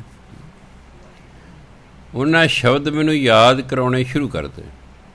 ਮੇਰੀ ਯਾਦ ਸ਼ਕਤੀ ਬਹੁਤ ਤੇਜ਼ ਸੀ। ਅੰਨਿਆਂ ਦੀ ਵੈਸੇ ਹੀ ਯਾਦ ਸ਼ਕਤੀ ਤੇਜ਼ ਹੁੰਦੀ ਹੈ। ਹਾਂ, ਕਹਿੰਦੇ ਮੇਰੀ ਯਾਦ ਸ਼ਕਤੀ ਬਹੁਤ ਤੇਜ਼ ਸੀ। ਮੈਂ ਬਹੁਤ ਸ਼ਬਦ ਮੂੰਹ ਜ਼ਬਾਨੀ ਯਾਦ ਕਰ ਲਏ। ਨਾਲ ਮੈਂ ਕੀਰਤਨ ਕਰਦਾ ਸੀ। ਉਹਨੇ ਦੇਖਿਆ ਵੀ ਇਹ ਲੜਕਾ ਬਹੁਤ ਤੇਜ਼ ਦਿਮਾਗ ਵਾਲਾ। ਉਹਨੇ ਮੈਨੂੰ ਬਾਣੀ ਯਾਦ ਕਰਾਉਣੀ ਸ਼ੁਰੂ ਕਰ ਦਿੱਤੀ। ਸਾਰਾ ਨਿਤਨੇਮ, ਸੁਖਨੀ ਸਦਾ ਪਾਠ, 12 ਮਾਹ, ਇਸ ਤਰ੍ਹਾਂ ਬਾਣੀ ਯਾਦ ਕਰਾਤੀ। ਇੱਕ ਦਿਨ ਉਹਦੇ ਮਨ 'ਚ ਆਇਆ ਵੀ ਕਿਉਂ ਉਹਨਾਂ ਨੂੰ ਗੁਰੂ ਗ੍ਰੰਥ ਸਾਹਿਬ ਯਾਦ ਕਰਾ ਦਈਏ। ਕਹਿੰਦੇ ਉਹਨਾਂ ਨੇ ਮੈਨੂੰ ਗੁਰੂ ਗ੍ਰੰਥ ਸਾਹਿਬ ਯਾਦ ਕਰਾਉਣਾ ਸ਼ੁਰੂ ਕਰ ਦਿੱਤਾ। ਕੁਝ ਸਾਲਾਂ ਬਾਅਦ ਮੈਨੂੰ 880 ਸਫ਼ੇ ਗੁਰੂ ਗ੍ਰੰਥ ਸਾਹਿਬ ਦੇ ਯਾਦ ਹੋ ਗਏ। ਜਦੋਂ 880 ਸਫ਼ੇ ਮੂੰਹ ਜ਼ਬਾਨੀ ਯਾਦ ਹੋ ਗਏ, ਮੇਰੀ ਦਿਵ ਦ੍ਰਿਸ਼ਟੀ ਖੁੱਲ੍ਹ ਗਈ। ਮੈਨੂੰ ਤਾਂ ਅੰਨੇ ਨੂੰ ਵੀ ਦਿਸਣ ਲੱਗ ਪਿਆ ਵੀ ਫਲਾਣੇ ਥਾਂ 'ਤੇ ਆ ਹੋ ਰਿਹਾ, ਫਲਾਣੇ ਥਾਂ 'ਤੇ ਆ ਹੋ ਰਿਹਾ। ਦੇਸਾਂ ਪ੍ਰਦੇਸਾਂ 'ਚ ਮੈਨੂੰ ਤਾਂ ਪਤਾ ਲੱਗਣ ਲੱਗ ਪਿਆ। ਉਹ ਫਿਰ ਕਹਿੰਦੇ ਜਿਹੜਾ ਗੁਰਮੁਖ ਜਿਹੜਾ ਮੈਨੂੰ ਸਿਖਾਉਂਦਾ ਸੀ, ਉਹ ਕਹਿੰਦਾ ਦੇਖੋ ਜੀ ਹੁਣ ਤੁਸੀਂ ਬਣ ਗਏ ਹੋ ਸੰਤ। ਕੀਰਤਨ ਤੁਹਾਨੂੰ ਆਉਂਦਾ ਹੈ, ਬਾਣੀ ਤੁਹਾਨੂੰ ਮੂੰਹ ਜ਼ਬਾਨੀ ਯਾਦ ਹੈ, ਤੁਸੀਂ ਦੀਵਾਨ ਲਾਇਆ ਕਰੋ। ਕਹਿੰਦੇ ਭਾਈ ਮੈਂ ਫਿਰ ਦੀਵਾਨ ਲਾਉਣੇ ਸ਼ੁਰੂ ਕਰਤੇ। ਸੰਗਤ ਨੇ ਮੈਨੂੰ ਸੰਤ ਕਹਿਣਾ ਸ਼ੁਰੂ ਕਰਤਾ। ਮੈਂ ਕਹਿੰਦੇ ਭਾਈ ਇਸ ਤਰ੍ਹਾਂ ਇਹ ਬਣਿਆ। ਸੋ ਇਸ ਪ੍ਰਕਾਰ ਕਈ ਵਾਰੀ ਜੇ ਚੰਗੀ ਕਿਸਮਤ ਨਾ ਬੜੇ ਵਧੀਆ ਮਹਾਂਪੁਰਖਾਂ ਦੇ ਨਾਲ ਬੰਦੇ ਦਾ ਵਾਹ ਪੈਂਦਾ। ਉਦੋਂ ਬਾਅਦ ਫਿਰ ਸੰਤ ਸੁਖਦੇਵ ਸਿੰਘ ਜੀ, ਉਹਨਾਂ ਦੇ ਨਾਲ ਹੀ ਸੰਤ ਸੀਤਲ ਸਿੰਘ ਜੀ। ਫਿਰ ਇਹਨਾਂ ਦੋਨਾਂ ਨੇ ਤਾਂ ਬੜੀ ਕਿਰਪਾ ਕੀਤੀ। ਸੰਤ ਸੁਖਦੇਵ ਸਿੰਘ ਜੀ ਮੈਨੂੰ ਮਾਇਆ ਦਾ ਵਰ ਦੇ ਗਏ। ਕਹਿੰਦੇ ਭਾਈ ਤੂੰ ਜੋ ਵੀ ਧਾਰਮਿਕ ਕਰਮ ਕਰੇਂਗਾ ਤੈਨੂੰ ਮਾਇਆ ਦੀ ਕੋਈ ਕਮੀ ਨਹੀਂ ਰਹਿਣੀ, ਪਰ ਇੱਕ ਸ਼ਰਤ ਹੈ, ਤੂੰ ਮਾਇਆ ਮੰਗਣੀ ਨਹੀਂ। ਤੂੰ ਮਾਇਆ ਮੰਗਣੀ ਨਹੀਂ, ਮਾਇਆ ਆਪੇ ਸੰਗਤ ਭੇਜੇਗੀ, ਤੈਨੂੰ ਮਾਇਆ ਦੀ ਕੋਈ ਕਮੀ ਨਹੀਂ ਰਹੇਗੀ। ਅਤੇ ਦੇਖੋ ਕਿੱਡਾ ਵੱਡਾ ਗੁਰਦੁਆਰਾ ਕੰਪਲੈਕਸ ਬਣਿਆ ਹੋਇਆ ਹੈ। ਤੁਸੀਂ ਤਾਂ ਪੁਰਾਣੇ ਬੰਦੇ ਹੋ, ਗਵਾਹ ਹੋ ਕਿ ਮੈਂ ਕਦੇ ਨਹੀਂ 1992 ਤੋਂ ਲੈ ਕੇ ਅੱਜ ਤੱਕ ਸੰਗਤ ਨੂੰ ਕਿਹਾ ਵੀ ਆਪਾਂ ਕੋਈ ਪਲਾਟ ਖਰੀਦਣਾ ਜਾਂ ਆਪਾਂ ਬਿਲਡਿੰਗ ਬਣਾਉਣੀ ਹੈ, ਭਾਈ ਮਾਇਆ ਭੇਟ ਕਰੋ ਨਾ, ਆਪੇ ਹੀ ਆਈ ਜਾਂਦਾ। ਹੁਣ ਤੇ ਵਰ ਦਿੱਤਾ। ਅਤੇ ਸੰਤ ਸੀਤਲ ਸਿੰਘ ਜੀ ਕਹਿੰਦੇ ਭਾਈ ਜਿਹੜਾ ਅਸੀਂ ਲੋਕਾਂ ਦੇ ਦੁੱਖ ਦਰਦ ਦੂਰ ਕਰਦੇ ਨਾ ਪਾਠ ਦੇ ਕੇ, ਤੂੰ ਕਰਿਆ ਕਰਨਾ। ਮੈਂ ਪਹਿਲਾਂ ਮੰਨਦਾ ਨਹੀਂ ਸੀ ਵੀ ਇਹ ਕੰਮ ਔਖਾ ਹੈ। ਕਹਿੰਦੇ ਨਹੀਂ ਭਾਈ ਅਸੀਂ ਕਹਿੰਦੇ ਹਾਂ। ਫਿਰ ਮੇਰੀ ਆਦਤ ਹੈ ਵੀ ਮਹਾਂਪੁਰਖਾਂ ਨੂੰ ਵਾਰੀ ਵਾਰੀ ਨਾ ਨਹੀਂ ਕਰਦੀ, ਕਈ ਵਾਰੀ ਨਾਰਾਜ਼ ਹੋ ਜਾਂਦੇ ਨੇ ਵੀ ਅਸੀਂ ਇਸ 'ਤੇ ਕਿਰਪਾ ਕਰਨ ਲੱਗੇ ਹਾਂ, ਇਹਨੂੰ ਇਹ ਪ੍ਰਾਪਤ ਪ੍ਰਵਾਨ ਨਹੀਂ ਹੈ। ਉਹ ਫਿਰ ਕਿਰਪਾ ਕਰਕੇ ਚਲੋ ਹੁਣ ਸੰਗਤ ਆਉਂਦੀ ਹੈ, ਦੂਰੋਂ ਦੂਰੋਂ ਆਉਂਦੇ ਨੇ, ਆਪਣੇ ਪੁੱਛਦੇ ਨੇ, ਅਸੀਂ ਗੁਰੂ ਮਹਾਰਾਜ ਹੁਕਮਨਾਮੇ ਲੈ ਕੇ ਉਹਨਾਂ ਨੂੰ ਪਾੜ ਦੇ ਦਿੰਦੇ ਨੇ, ਉਹਨਾਂ ਦੇ ਕਾਰਜ ਸਿੱਧ ਹੋ ਜਾਂਦੇ ਨੇ।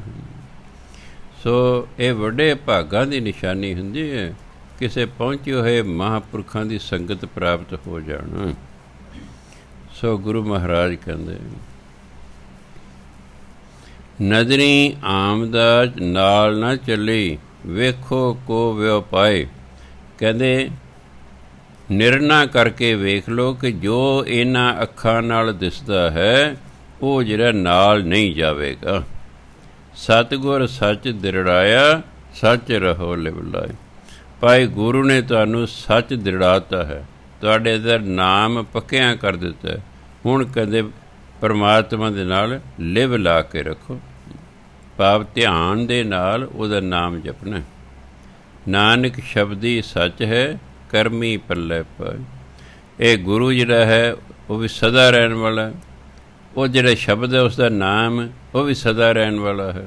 ਪਰ ਇਹ ਨਾਮ ਜਾਂ ਗੁਰੂ ਮਿਲਦਾ ਕਿਹਨੂੰ ਹੈ? ਕਰਮੀ ਪੱਲੇ ਪਏ। ਕਰਮ ਹੁੰਦੇ ਬਖਸ਼ਿਸ਼, ਜਿਸ 'ਤੇ ਪਰਮਾਤਮਾ ਦੀ ਬਖਸ਼ਿਸ਼ ਹੋ ਜਾਏ ਨਾ, ਉਹਨੂੰ ਗੁਰੂ ਅਤੇ ਗੁਰੂ ਦਾ ਸ਼ਬਦ ਪ੍ਰਾਪਤ ਹੁੰਦਾ ਹੈ।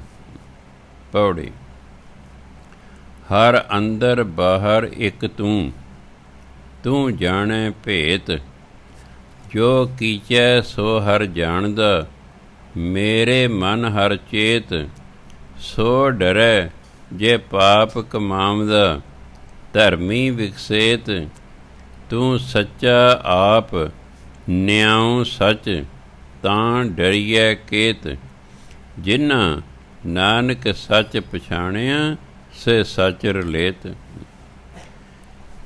ਹਰ ਅੰਦਰ ਬਾਹਰ ਇੱਕ ਤੂੰ। ਹੇ ਪਰਮਾਤਮਾ, ਤੂੰ ਜੀਵ ਦੇ ਅੰਦਰ ਵੀ ਹੈ, ਤੂੰ ਉਸ ਦੇ ਬਾਹਰ ਵੀ ਹੈ। ਤੂੰ ਜਾਣੈ ਭੇਤ, ਤੂੰ ਜੀਵ ਦੇ ਭੇਦ ਜਾਣਦਾ। ਅਸੀਂ ਬਹੁਤ ਕੁਝ ਸੰਸਾਰ ਤੋਂ ਛੁਪਾ ਸਕਦੇ ਹਾਂ, ਪਰ ਪਰਮਾਤਮਾ ਅੰਦਰ ਵਸਦਾ ਹੈ, ਉਸ ਤੁਸੀਂ ਕਿਵੇਂ ਛੁਪਾ ਸਕਦੇ ਹੋ? ਗੁਰੂ ਜਾਣੀ ਜਾਣ ਹੁੰਦੇ ਨੇ, ਗੁਰੂ ਮਹਾਰਾਜ ਅੰਤਰਜਾਮੀ ਹੁੰਦੇ ਨੇ, ਉਹਨਾਂ ਤੋਂ ਵੀ ਅਸੀਂ ਕੁਛ ਨਹੀਂ ਛੁਪਾ ਸਕਦੇ। ਇਹ ਨਹੀਂ ਸੋਚਣਾ ਕਿ ਆ ਗੁਰੂ ਗ੍ਰੰਥ ਸਾਹਿਬ ਹੈ ਤੇ ਇੱਕ ਕਿਤਾਬ ਹੈ, ਇਹਨੂੰ ਕੀ ਪਤਾ ਲੱਗਦਾ, ਜੋ ਮਰਜ਼ੀ ਕਰੀ ਜਾਓ।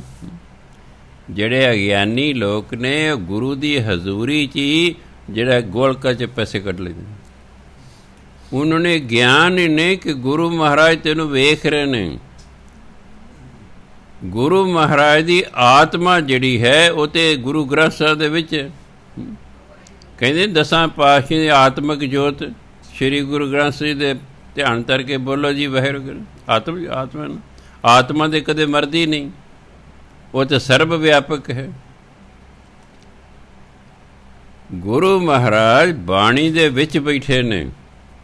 ਇਸ ਗੁਰੂ ਮਹਾਰਾਜ ਇਹ ਗੁਰੂ ਗ੍ਰੰਥ ਦੇ ਵਿੱਚ ਸਾਡੇ ਸਾਰੇ ਗੁਰੂ ਅਤੇ ਜਿਨ੍ਹਾਂ ਭਗਤਾਂ ਦੀ ਬਾਣੀ 'ਚ ਉਹ ਸਾਰੇ ਭਗਤ ਗੁਰੂ ਗ੍ਰੰਥ ਦੇ ਵਿੱਚ ਨੇ। ਜਿਵੇਂ ਗੋਬਿੰਦਗੜ੍ਹ, ਇੱਥੇ 10ਵੇਂ ਪਾਤਸ਼ਾਹ ਆਏ, 6ਵੇਂ ਪਾਤਸ਼ਾਹ ਆਏ ਸਨ। 6 ਪਾਤਸ਼ਾਹ ਉਹ ਜਿਸ ਥੜੇ 'ਤੇ ਬੈਠੇ,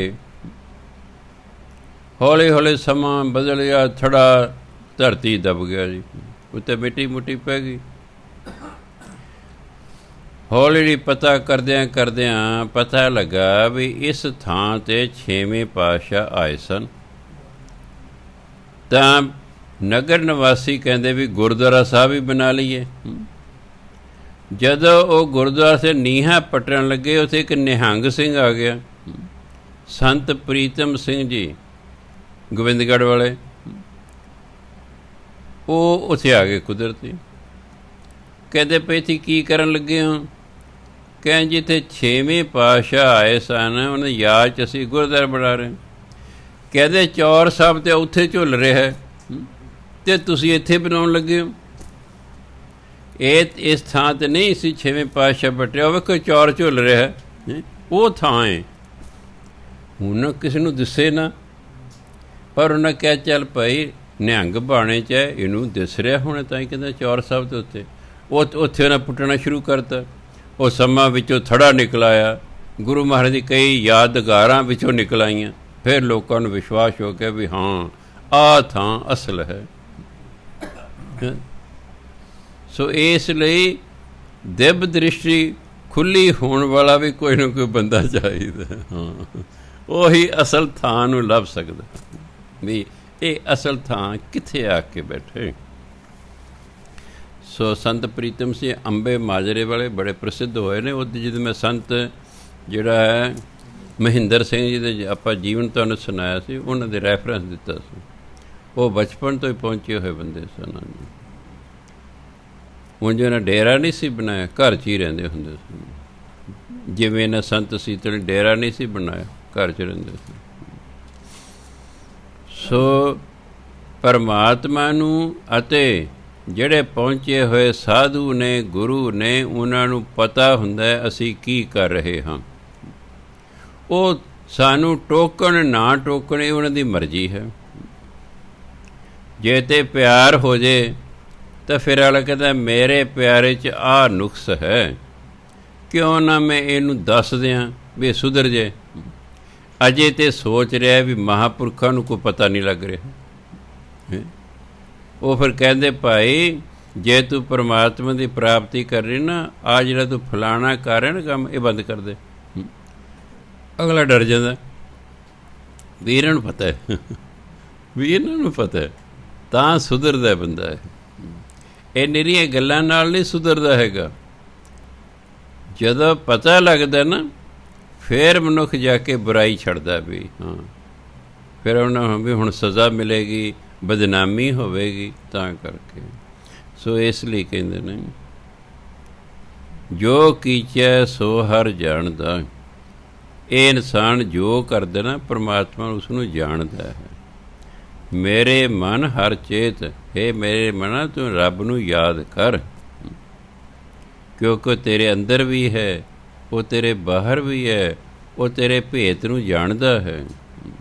ਜੋ ਤੂੰ ਕਰ ਰਿਹਾ ਨਾ, ਉਹ ਰੱਬ ਜਾਣਦਾ, ਇਸ ਲਈ ਨਾਮ ਜਪ ਲੈ ਕਰ। ਸੋ ਡਰੈ ਜੇ ਪਾਪ ਕਮਾਉਂਦਾ, ਧਰਮੀ ਵਿਕਸਿਤ। ਡਰਦਾ ਉਹ ਹੈ ਜਿਹੜਾ ਪਾਪ ਕਰਮ ਕਰਦਾ ਹੈ। ਜਿਹੜਾ ਧਰਮੀ ਹੈ, ਜਿਹਦਾ ਜੀਵਨ ਧਰਮ ਅਨੁਸਾਰ ਹੈ, ਵਿਕਸਿਤ, ਉਹਦਾ ਮਨ ਤੇ ਖਿੜਿਆ ਰਹਿੰਦਾ ਹੈ, ਉਹ ਤੇ ਖੁਸ਼ ਰਹਿੰਦਾ, ਕਿਉਂਕਿ ਉਹਦਾ ਜੀਵਨ ਧਰਮ ਅਨੁਸਾਰ ਹੈ। ਉਹ ਕੋਈ ਮਾੜਾ ਕੰਮ ਕਰ ਹੀ ਨਹੀਂ ਰਿਹਾ, ਇਸ ਲਈ ਉਹ ਆਨੰਦ ਵਿੱਚ ਹੈ। ਦੂਜੇ ਨੂੰ ਡਰ ਰਹਿੰਦਾ, ਰਿਸ਼ਵਤ ਲੈਣ ਵਾਲੇ ਡਰ ਰਹਿੰਦਾ, ਕੋਈ ਫੜਾ ਨਾ ਦੇਵੇ। ਮਿਲਾਵਟ ਵਾਲੇ ਨੂੰ ਵੀ ਡਰ ਰਹਿੰਦਾ, ਕੋਈ ਚੈੱਕ ਨਾ ਕਰ ਲੇ, ਚੈੱਕ ਨਾ ਕਰ ਲੇ। ਤੁਸੀਂ ਡਿਊਟੀ ਤੋਂ ਲੇਟ ਹੋ ਗਿਆ, ਤੁਹਾਨੂੰ ਡਰ ਹੈ ਕਿਤੇ ਜਾਂਦੇ ਅਫਸਰ ਨਾ ਬੈਠਾ ਹੋਇਆ ਪਹਿਲਾਂ ਹੀ ਵੀ ਆ ਜਾਵੇ ਸੱਜਣਾ, ਵੇਲੇ ਸਿਰ ਕਿਉਂ ਨਹੀਂ ਆਇਆ। ਜੇ ਤੁਸੀਂ ਫਰਲੋ 'ਤੇ ਆ ਗਏ ਹੋ ਪਹਿਲਾਂ, ਅਤੇ ਜਿੰਨਾ ਚਿਰ 5 ਵਜੇ ਡਰਦੇ ਰਹੋਗੇ ਕਿਤੇ ਮਗਰੋਂ ਅਫਸਰ ਨਾ ਆ ਜਾਏ। ਜਦੋਂ ਮਨੁੱਖ ਗਲਤ ਕੰਮ ਕਰਦਾ, ਇਹ ਅੰਦਰ ਖਾਤੇ ਡਰਦਾ ਹੀ ਡਰਦਾ ਹੈ। ਅਤੇ ਜਦੋਂ ਗਲਤੀ ਨਹੀਂ ਕਰਨਾ, ਕਦੇ ਪੱਲੇ ਹੋਵੇ ਸੱਚ, ਕੋਠੇ ਚੜ੍ਹ ਕੇ ਨੱਚ। ਜੇ ਪੱਲੇ ਸੱਚ ਹੈ, ਜੇ ਸਾਡਾ ਜੀਵਨ ਸਹੀ ਹੈ, ਫਿਰ ਕਿਸੇ ਡਰਨ ਦੀ ਚੀਜ਼ ਦੀ ਸਾਨੂੰ ਲੋੜ ਹੀ ਨਹੀਂ ਹੈਗੀ। ਤਾਂ ਕਹਿੰਦੇ ਦੱਸਿਆ ਕਿ ਇਹ ਇਨਸਾਨ ਇਹ ਨਾ ਸੋਚੀ ਤੈਨੂੰ ਕੋਈ ਨਹੀਂ ਵੇਖ ਰਿਹਾ। ਜਿਵੇਂ ਇੱਕ ਸਾਧ ਸੀ, ਉਹਦੇ 2 ਚੇਲੇ ਸਨ, ਚਲੋ ਦੋਨੋਂ ਹੀ ਆਗਿਆਕਾਰ ਸਨ। ਜਿਵੇਂ ਤੀਸਰੇ ਪਾਤਸ਼ਾਹ ਦੇ 2 ਜਵਾਈ ਸਨ, ਦੋਨੋਂ ਹੀ ਵਧੀਆ ਸਨ, ਦੋਨੋਂ ਹੀ ਭਜਨਬੰਦੀ ਚੰਗੇ ਸਨ। ਫਿਰ ਗੁਰੂਆਂ ਸੋਚਿਆ ਵੀ ਕਿਹੜੇ ਜਵਾਈ ਨੂੰ ਗੁਰਗੱਦੀ ਦੇ ਕੇ ਜਾਈਏ, ਵੀ ਦੂਜਾ ਨਾਰਾਜ਼ ਨਾ ਹੋ ਜੇ। ਉਹਨਾਂ ਇਮਤਿਹਾਨ ਲਿਆ ਥੜੇ ਬਣਾਉਣ ਦਾ, ਹੈ ਨਾ। ਇਸ ਤਰ੍ਹਾਂ ਉਸ ਮਹਾਤਮਾ ਨੇ ਸੋਚਿਆ ਵੀ ਭਰੀ ਸੰਗਤ ਦੇ ਵਿੱਚ ਇਹਨਾਂ ਦਾ ਇਮਤਿਹਾਨ ਲੈਣਾ ਚਾਹੀਦਾ, ਜਿਹੜਾ ਪਾਸ ਹੋ ਗਿਆ ਉਹਨੂੰ ਗੱਦੀ ਦੇ ਜਾਂਗੇ। ਦੋਨਾਂ ਨੂੰ ਭਰੀ ਸੰਗਤ 'ਚ ਸੱਦ ਲਿਆ, ਦੋਨਾਂ ਨੂੰ ਇੱਕ ਇੱਕ ਕਬੂਤਰ ਦਿੱਤਾ। ਕਹਿੰਦੇ ਆ ਕਬੂਤਰ ਲੈ ਜਾਓ, ਜਿੱਥੇ ਕੋਈ ਨਹੀਂ ਵੇਖ ਰਿਹਾ ਉੱਥੇ ਮਾਰ ਕੇ ਇਸ ਨੂੰ ਵਾਪਸ ਲੈ ਆਉਣਾ। 7 ਵਜੇ ਇੱਕ ਤਾਂ ਡੇਰੇ ਦੇ ਮਗਰ ਗਿਆ, ਇੱਧਰ ਦੇਖਿਆ ਕੋਈ ਬੰਦਾ ਨਹੀਂ ਹੈ, ਧੌਣ ਮਰੋੜੀ ਆ ਗਿਆ। ਕਹਿੰਦੇ ਬਹਿ ਜਾ ਭਾਈ।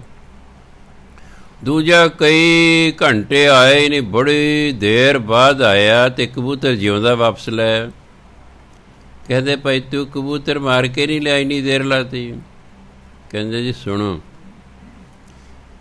ਮੈਂ ਇਸ ਸਥਾਨ ਤੋਂ ਦੂਰ ਚਲਿਆ ਗਿਆ, ਮੈਂ ਦੇਖਿਆ ਕੋਈ ਬੰਦਾ ਨਹੀਂ, ਪਰ ਮੈਂ ਦੇਖਿਆ ਵੀ ਦਰਖਤ 'ਤੇ ਜਾਨਵਰ ਬੈਠੇ ਨੇ, ਉਹ ਵੇਖ ਰਹੇ ਨੇ। ਤੁਸੀਂ ਕਿਹਾ ਸੀ ਉੱਥੇ ਮਾਰ ਕੇ ਲਿਆਉਣਾ ਜਿੱਥੇ ਕੋਈ ਨਾ ਵੇਖ ਰਿਹਾ ਹੋਵੇ। ਮੈਂ ਅੱਗੇ ਕਮਾਦ ਦਾ ਖੇਤ ਸੀ, ਉਹਦੇ ਚਲਿਆ ਗਿਆ, ਦੇਖਿਆ ਕੋਈ ਬੰਦਾ ਨਹੀਂ, ਕੋਈ ਦਰਖਤ ਵੀ ਨਹੀਂ, ਕੋਈ ਜਾਨਵਰ ਹੀ ਨਹੀਂ ਦਿਸਦਾ। ਜਦੋਂ ਮੈਂ ਹੇਠਾਂ ਵੇਖਿਆ ਤਾਂ ਕੀੜੇ ਫਿਰ ਰਹੇ ਸਨ। ਮੈਂ ਕਿਹਾ ਵੀ ਓਹੋ, ਇਹ ਤਾਂ ਕੀੜੇ ਵੇਖ ਰਹੇ ਨੇ। ਮੈਂ ਕਹਿੰਦੇ ਪਹਾੜ ਦੀ ਗੁਫਾ 'ਚ ਚਲਿਆ ਗਿਆ, ਦੇਖਿਆ ਵੀ ਕੋਈ ਨਹੀਂ, ਨਾ ਇੱਥੇ ਬੰਦਾ ਨੇੜੇ ਤੇੜੇ ਹੈ, ਨਾ ਕੋਈ ਜਾਨਵਰ ਹੈ, ਨਾ ਕੋਈ ਕੀੜਾ ਹੈ। ਮੈਂ ਜਦੋਂ ਮਾਰਨ ਲੱਗਿਆ ਤਾਂ ਮੈਂ ਕਿ ਇਸ ਨੂੰ ਤਾਂ ਮੈਂ ਵੇਖ ਰਿਹਾ, ਇਹਨੂੰ ਮੈਂ ਵੇਖ ਰਿਹਾ। ਕਹਿੰਦਾ ਮੈਂ ਅੱਖਾਂ 'ਤੇ ਪੱਟੀ ਬੰਨ੍ਹ ਲਈ, ਪਰ ਫਿਰ ਵੀ ਮੈਨੂੰ ਲੱਗੇ ਮੈਂ ਇਹਨੂੰ ਵੇਖ ਰਿਹਾ, ਇਹ ਮੇਰੇ ਹੱਥ 'ਚ ਕਬੂਤਰ ਹੈ, ਇਹ ਮੈਨੂੰ ਮਾਰਨ ਲੱਗਾ। ਕਹਿੰਦੇ ਇਸ ਲਈ ਮੈਂ ਨਹੀਂ ਮਾਰ ਸਕਿਆ ਜੀ, ਵਾਪਸ ਆ ਕੇ। ਅਤੇ ਫਿਰ ਮਹਾਂਪੁਰਖ ਕਹਿੰਦੇ ਸੰਗਤ ਜੀ ਦੱਸੋ ਕਿਹਨੂੰ ਗੁਰਗੱਦੀ ਦਈਏ, ਕਿਹਨੂੰ ਗੱਦੀ ਦੇਈ। ਅਤੇ ਹੁਣ ਤੁਹਾਨੂੰ ਵੀ ਪਤਾ ਲੱਗ ਗਿਆ ਨਾ ਵੀ ਕਿਹਨੂੰ ਮਿਲੀ। ਜਿਹਨੂੰ ਇਹ ਸੀ, ਇਹਨੂੰ ਮੈਂ ਵੇਖ ਰਿਹਾ ਹਾਂ।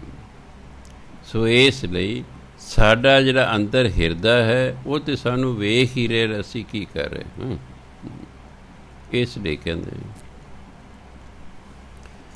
ਸੋ ਡਰੈ ਜੇ ਪਾਪ ਕਮਾਉਂਦਾ ਧਰਮੀ ਵਿਕਸੇਤ। ਜੇ ਮੈਨੇ ਜਿਹੜਾ ਉਹ ਡਰਦਾ ਜਿਹੜਾ ਪਾਪ ਕਰਦਾ, ਜਿਹੜਾ ਧਰਮੀ ਬੰਦਾ, ਧਰਮ ਅਨੁਸਾਰ ਜਿਹਦਾ ਜੀਵਨ ਹੈ ਉਹ 'ਤੇ ਵਿਕਸੇਤ ਹੈ, ਵਿਕਸਦਾ ਹੈ, ਖੁਸ਼ ਹੁੰਦਾ ਹੈ। ਤੂੰ ਸੱਚਾ ਆਪ ਨਿਆਉ ਸੱਚ ਤਾਂ ਡਰੀਏ ਕੇਤ। ਤੂੰ ਆਪ ਵੀ ਸੱਚਾ ਹੈ ਅਤੇ ਤੇਰਾ ਨਿਆਂ ਵੀ ਸੱਚਾ। ਸੱਚਾ ਬੰਦਾ ਨਿਆਂ ਵੀ ਤਾਂ ਸੱਚ ਦੀ ਕਰੇਗਾ। ਜਿਹੜਾ ਆਪ ਹੀ ਝੂਠਾ ਹੈ ਉਸ ਤੋਂ ਨਿਆਂ ਦੀ ਉਮੀਦ ਨਹੀਂ ਰੱਖੀ ਜਾ ਸਕਦੀ।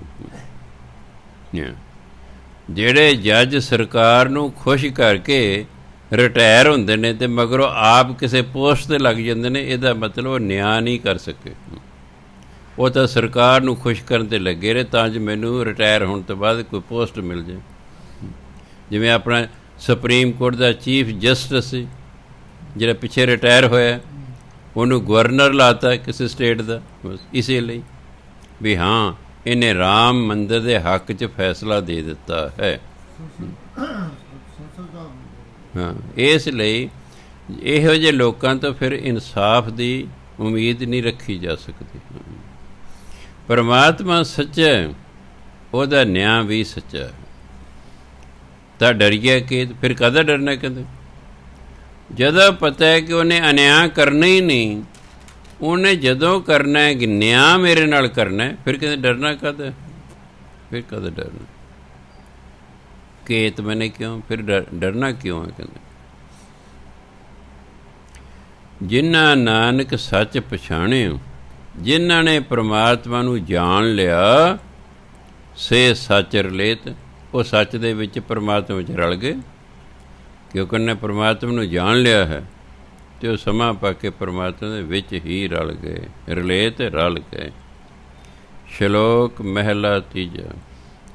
ਕਲਮ ਜਲੋ ਸਣ ਮਸਵਾਣੀਏ, ਕਾਗਦ ਪੀ ਜਲ ਜਾਓ, ਲਿਖਣ ਵਾਲਾ ਜਲ ਬਲੋ, ਜਿਨ ਲਿਖਿਆ ਦੂਜਾ ਭਾਓ, ਨਾਨਕ ਪੂਰਬ ਲਿਖਿਆ ਕਮਾਵਣਾ, ਅਵਰ ਨਾ ਕਰਨਾ ਜਾਏ। ਕਲਮ ਜਲੋ, ਉਹ ਕਲਮ ਸੜ ਜਾਣੀ ਚਾਹੀਦੀ ਹੈ। ਸਣ ਮਸਵਾਣੀ ਹੈ, ਦੁਆਤ ਸਮੇਤ ਹੀ ਸੜ ਜਾਣੀ ਚਾਹੀਦੀ ਹੈ। ਕਾਗਜ਼ ਪੀ ਜਲ ਜਾਓ, ਉਹ ਕਾਗਜ਼ ਵੀ ਸੜ ਜਾਣਾ ਚਾਹੀਦਾ।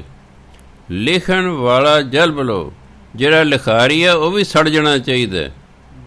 ਹੁਣ ਸਵਾਲ ਪੈਦਾ ਹੁੰਦਾ ਹੈ, ਕਿਹੜੀ ਕਲਮ ਸੜਨੀ ਚਾਹੀਦੀ ਹੈ, ਕਿਹੜੀ ਦੁਆਤ ਸੜਨੀ ਚਾਹੀਦੀ ਹੈ, ਕਿਹੜਾ ਕਾਗਜ਼ ਸੜਨਾ ਚਾਹੀਦਾ ਹੈ, ਕਿਹੜਾ ਲਿਖਾਰੀ ਸੜਨਾ ਚਾਹੀਦਾ? ਅੱਗੇ ਲਿਖਿਆ ਜਿਨ ਲਿਖਿਆ ਦੂਜਾ ਭਾਉ। ਜਿਹਨੇ ਪਰਮਾਤਮਾ ਦੇ ਪਿਆਰ ਬਾਰੇ ਨਹੀਂ ਲਿਖਿਆ, ਮਾਇਆ ਦੇ ਪਿਆਰ ਬਾਰੇ ਲਿਖਿਆ, ਕਹਿੰਦੇ ਉਹ ਕਲਮ ਵੀ ਸੜ ਜਾਣੀ ਚਾਹੀਦੀ ਹੈ। ਉਹ ਸਹੀ ਜਿਸ ਨੇ ਲਿਖਿਆ ਉਹ ਵੀ ਸੜ ਜਾਣੀ ਚਾਹੀਦੀ, ਦੁਆਤ ਵੀ। ਜਿਸ ਕਾਗਜ਼ 'ਤੇ ਲਿਖਿਆ ਕਾਗਜ਼ ਵੀ ਸੜ ਜਾਣਾ ਚਾਹੀਦਾ। ਜਿਹੜਾ ਜਿਹਨੇ ਲਿਖਿਆ ਹੈ ਉਹ ਵੀ ਸੜ ਜਾਣਾ ਚਾਹੀਦਾ। ਜੇ ਲਿਖਣਾ ਸੀ ਤਾਂ ਕਹਿੰਦੇ ਤੁਸੀਂ ਰੱਬ ਬਾਰੇ ਲਿਖਦੇ, ਗੁਰੂ ਬਾਰੇ ਲਿਖਦੇ, ਤੁਸੀਂ ਤਾਂ ਇਹ ਮਾਇਆ ਬਾਰੇ ਲਿਖੀ ਜਾਂਦੇ ਹੋ। ਨਾਨਕ ਪੂਰਬ ਲਿਖਿਆ ਕਮਾਵਣਾ, ਪੂਰਬ ਲਿਖਿਆ ਜੋ ਪਹਿਲੇ ਹੀ ਲਿਖਿਆ ਸਾਡੀ ਕਿਸਮਤ 'ਚ। ਜਦੋਂ ਅਸੀਂ ਪੈਦਾ ਹੋਏ, ਜਦੋਂ ਅਸੀਂ ਮਾਤਾ ਦੇ ਪੇਟ ਵਿੱਚ ਨਿੰਮੇ, ਇੱਕ ਨਾ ਮਾਤਾ ਦੇ ਪੇਟ 'ਚ ਬਾਹਰ ਆ ਗਏ ਫਿਰ ਤਾਂ ਪੈਦਾ ਹੋ ਗਏ। ਜਦੋਂ ਅਸੀਂ ਮਾਤਾ ਦੇ ਪੇਟ 'ਚ ਨਿੰਮੇ ਨਾ, ਸਾਡੀ ਕਿਸਮਤ ਤੇ ਪਰਮਾਤਮਾ ਨੇ ਉਦੋਂ ਹੀ ਲਿਖ ਦਿੱਤੀ। ਸਾਡੇ ਮਗਰਲੇ ਕਰਮ ਦੇਖੇ, ਉਹਦੇ ਅਨੁਸਾਰ ਸਾਡੀ ਕਿਸਮਤ ਲਿਖਤੀ। ਉਹਨੂੰ ਕਹਿੰਦੇ ਪੂਰਬ ਲਿਖਿਆ। ਜੋ ਸਾਡੇ ਭਾਗਾਂ 'ਚ ਪਹਿਲਾਂ ਹੀ ਲਿਖਿਆ ਹੋਇਆ ਹੈ ਕਮਾਵਣਾ, ਅਸੀਂ ਉਹਦੇ ਅਨੁਸਾਰ ਹੀ ਕਰਮ ਕਰਦੇ ਹਾਂ। ਜੇ ਭਾਗਾਂ 'ਚ ਲਿਖਿਆ ਵੀ 2 ਡਰਮ ਤੈਂ ਪੀਣੇ ਨੇ, ਉਹਨੇ 2 ਡਰਮ ਪੀ ਕੇ ਹੀ ਹਟਣਾ, ਜਿਹੜਾ ਮਰਜ਼ੀ ਜ਼ੋਰ ਲਾ ਲਓ। ਉਹ ਆਪਣਾ ਕੋਟਾ ਪੂਰਾ ਕਰਕੇ ਫਿਰ ਬਹਾਨਾ ਭਾਵੇਂ ਕੋਈ ਬਣ ਜੇ, ਹਟ ਜੇ, ਉਹਦਾ ਕੋਟਾ ਹੀ ਪੂਰਾ ਹੋ ਜਾਂਦਾ। ਸੋ ਇਸ ਅਵਰ ਨਾ ਕਰਨਾ ਜਾਏ। ਹੋਰ ਜੋ ਲਿਖਿਆ ਉਹਦੇ ਅਨੁਸਾਰ ਹੀ ਬੰਦਾ ਕਰਮ ਕਰਦਾ, ਹੋਰ ਕਰਮ ਕਰ ਹੀ ਨਹੀਂ ਸਕਦਾ। ਉਹਦੇ ਕਿਸਮੇ ਲਿਖੇ ਹੀ ਉਸ ਤਰ੍ਹਾਂ ਹੈਗੇ।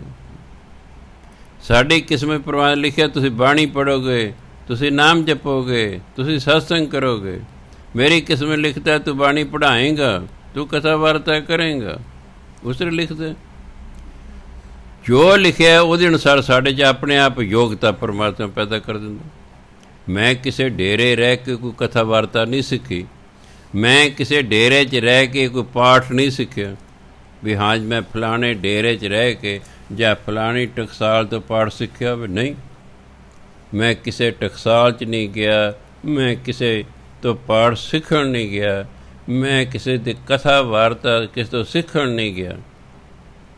परमात्मा ने मेरे तो एक काम लेना सी, उन्हें मैनू अंदर खाते योग बनाता। बस ਉਹਨੂੰ ਇਹ ਬਾਣੀ ਦੇ ਅਤੇ ਕਥਾ ਵਾਰਤਾ ਦੇ ਪਰਮਾਤਮਾ ਨੇ ਯੋਗ ਬਣਾਤਾ। ਬਸ ਕਿਉਂ ਲਿਖਿਆ ਹੋਇਆ ਉਹਦੇ ਅਨੁਸਾਰ ਹੀ ਫਿਰ ਪਰਮਾਤਮਾ ਕਰਦਾ। ਜੋ ਪਰਮਾਤਮਾ ਨੇ ਕਿਸੇ ਤੋਂ ਕੰਮ ਲੈਣਾ, ਜੇ ਡਾਕੇ ਮਰਵਾਣੇ ਤਾਂ ਮੇਰੇ ਵਰਗਿਆਂ ਤੋਂ ਨਹੀਂ ਮਰਵਾ, ਡਰਪੋਕਾਂ ਤੋਂ।